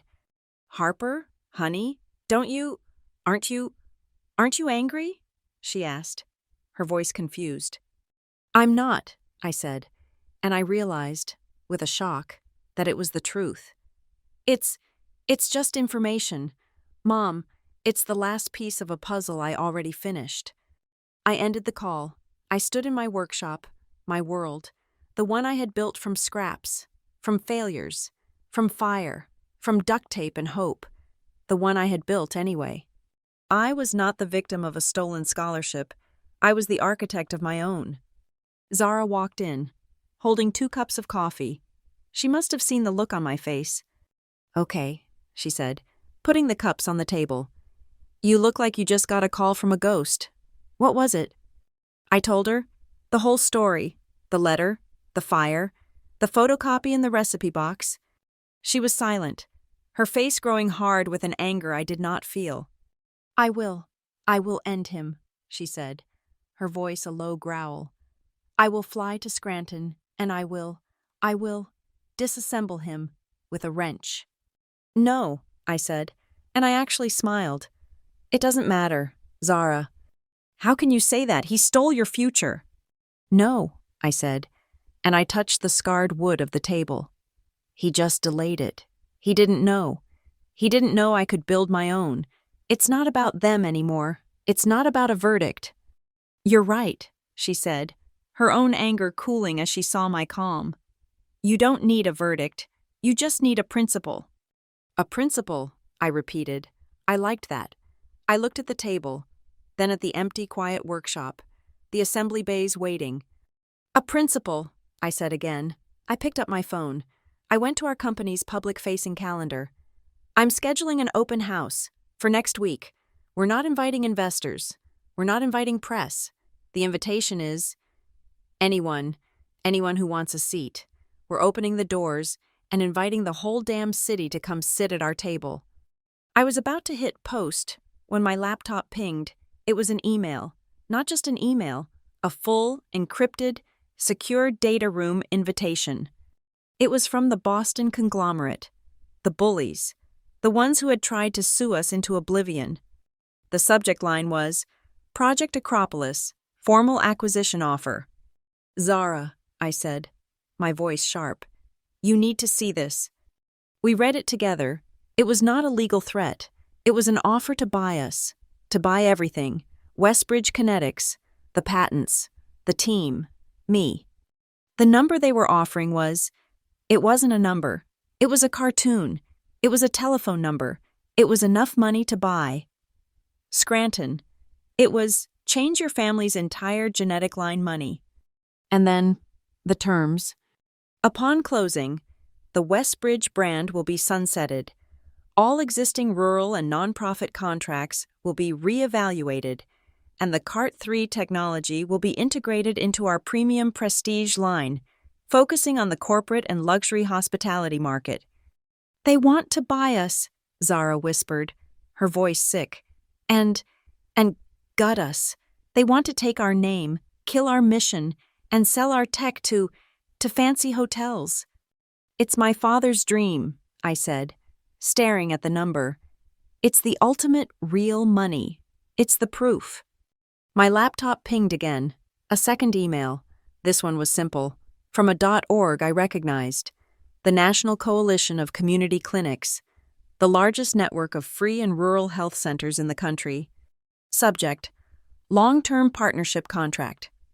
I opened it. Dear Ms. Lane, following the adoption of your open source standard, we have spent the last month in consultation with our members. We are prepared to offer Westbridge Kinetics a 5-year sole source contract to become the exclusive logistics provider for our entire 700-clinic network across all 50 states. Zara was reading over my shoulder. Oh my God, Harper. I scrolled down. This offer is, of course, I read aloud, contingent on 2 principles. 1, that your company remain independent and your mission, our mission, remains your primary focus. And 2, that the Westbridge Open Standard remains exactly that, open, forever. I had 2 emails on my screen. One was an offer to buy my past. The other was an offer to fund my future. One was a number, the other was a principle. The open house was not a press event, it was a promise. Our doors were wide open, and the city of Portland seemed to have answered. The workshop, our workshop, was thrumming with a life I had never imagined. It was loud, it was crowded, and it was warm. The rainy black November night was pressed against the big bay windows. But inside, the light from the assembly bays was as bright as a summer afternoon. Our great scarred table, the one made from the bones of an old Astoria warehouse, was the stage. It was overflowing, not with turkey and stuffing, but with stacks of gear-shaped gingerbread cookies, aluminum containers of hot soup, and cider. The entire team was there, all 10 of us, mixing with clinic nurses, food pantry volunteers, wide-eyed engineering students, and curious neighbors who had just read the article and wanted to see the place. They were all circled around. They were laughing. They were arguing about robotics. They were sharing. I stood at one end of the table, Zara at my side, my heart beating a low, steady drum against my ribs. I had 2 contracts in a simple folder in front of me, 2 pieces of paper that represented 2 different, irreconcilable worlds. That was when the cold air hit the back of my neck. The crowd near the door, the main one we had unbolted to get the table in, went quiet. The laughter near the entrance just stopped. I looked up, and he was standing there, Randy Lane, my father. He was not a ghost. He was just a man. He was wearing his good jacket, the one he wore to church on Christmas. He was completely out of place. A piece of Scranton's amber light dropped into the clean, white light of my world. He looked small. He looked confused. He was not invited, but he was not being thrown out. He just stood there, his eyes, wide and lost, scanned the room, the robots, the whiteboards, the crowd of strangers, and finally, they landed on me. He had come 3,000 miles, not to apologize, but to see. The room was quiet now. The hundreds of conversations had faded into a single, expectant hush. This was a moment. They all knew it. I did not look away from him. I looked at my team. I looked at Maria, who had driven all the way from Tillamook. I looked at the investors from the Cascadia Impact Fund, who were standing in the back, watching me. Thank you all for coming, I said. My voice was steady. It filled the large space. You are all here, at this table, because you are part of our story, and you have a right to know what happens next. I picked up the folder. I have 2 offers on the table tonight, I said. 2 futures. I pulled out the first letter, the one from Boston. This one, I said, holding it up, is from one of the largest robotics conglomerates in the world. They have offered to buy Westbridge Kinetics. They are offering an amount of money that I can only describe as cartoon money, real money, as some people would call it. I saw my father flinch. He knew, somehow, those words were for him. This offer would make us all very, very rich. It would also, as a condition of the sale, require us to change our name, to abandon our open source standard, and to reevaluate all of our contracts with all of you. I gestured to the clinic nurses. It would require us to stop serving rural communities and, I quote, focus on the luxury hospitality market. A low, angry murmur went through the crowd. And then, I said, there is the second offer. I put the first letter down and picked up the second. This offer is from the National Coalition of Community Clinics. It is a 5-year contract to become the sole logistics provider for their entire network. It will mean more work than we have ever imagined. It will be harder. It will be less glamorous. It will not make us rich overnight. It will, however, require us to keep our name, keep our mission, and keep our open standard, forever. I laid the 2 pieces of paper side by side on the scarred wood. The choice, the past, or the future, the money, or the mission. The silence in the workshop was absolute. It was so total that we all heard it. Tick, tock. From the wall above the table, my grandfather's pocket watch, safe in its glass case, was measuring the seconds. It was not the sound of a living room in Scranton. It was the sound of my company. It was the sound of my time. The sound was the heartbeat of the entire room. Tick, tock. All eyes were on me. And then, a voice from the doorway. Harper, sir. It was my father.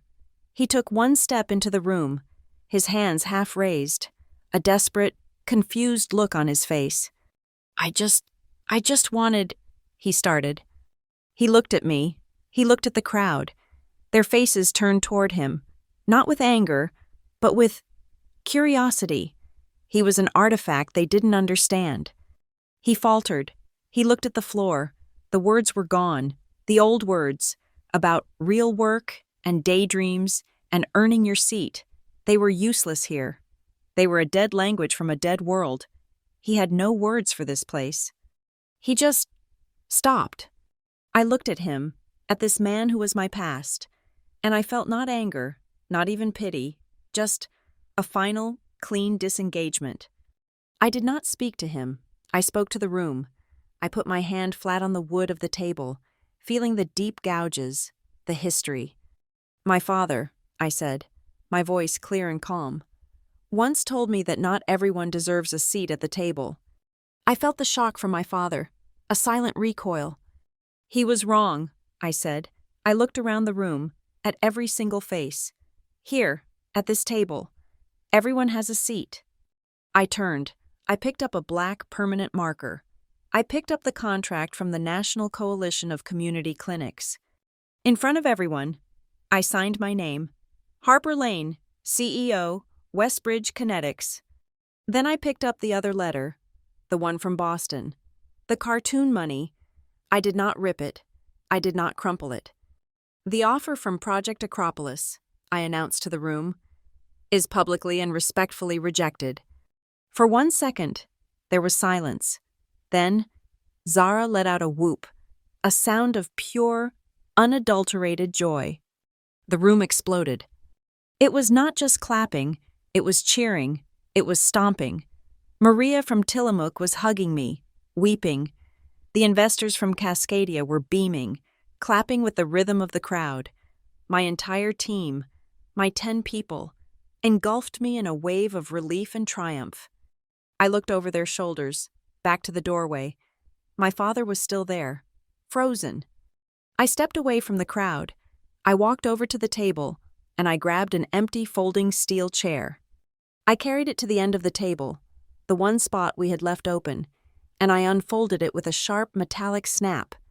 This, I said, my voice cutting through the applause, is for anyone, anywhere, who has ever been told they do not belong. This is your seat. The room went quiet again, and a figure detached from the crowd at the back. It was not a nurse. It was not an engineer. It was my mother. She was pale, her hands twisting the strap of her purse. She had, apparently, come with him. She had followed him, one last time. She walked past my father, who did not move. She walked past the team. She walked right up to the empty chair I had just placed. She stood in front of it, Her hands were shaking. She did not speak. She reached into her coat pocket and she pulled something out. It was a simple, white cloth napkin. She unfolded it once and then folded it again, neatly, precisely. With a hand that trembled, she reached out and she placed the folded napkin on the seat of the empty chair. It was not a surrender. It was not an excuse. It was a public, silent, perfect apology. I just nodded. Once, I accepted. I looked back at the doorway. My mother was standing by the chair, but my father was still at the threshold, a man caught between two worlds, belonging to neither. He took a step, then another. He walked slowly, not to me, not to my mother, but to the wall. He stopped in front of the glass case. He stopped in front of the ticking watch. He just looked at it, the thing from his father, the thing he had declared unfixable, the thing I had brought back to life in secret. He raised one, calloused, grease-stained finger, the finger of a real worker. And he touched the glass. Just one, brief, hesitant touch. He did not sit. He did not ask to sit. He could not. And I did not invite him. I did not force him. The invitation was the table. The choice was his. He stood there for a long moment, his finger on the glass. Just a man, trapped in time, his shadow long on the floor of my workshop. "Soup!" Zara suddenly yelled, breaking the tension, her voice bright. "We have a decision. We have a contract, and we have about 50 gallons of lentil soup." A laugh went up, and as if on cue, a Cart 3 unit, one of our new ones, whirred silently from the kitchen bay. It was carrying a large, heated tureen. It navigated the crowd, stopped perfectly at the table, and waited. The light in the workshop was warm. It was not the sick, amber light of a prison. It was the bright, clean light of a factory, a home. I looked up. My mother was hesitantly taking a seat, not in the chair, but next to it. Zara was ladling soup. My team was laughing, their arms around each other. My father turned from the clock and just watched. I smiled. The knot was gone. It had not been untied. It had not been cut. It had been resolved. With a new principle. I was not the girl begging for a seat at their table. I was the woman who had just finished building a new world. Thank you so much for listening. Let me know where you are listening from in the comments below. Let's connect and share our thoughts. Subscribe to Lila Revenge Stories, like this video, and give it an extra boost by hitting the hype button so this story can be heard by more people.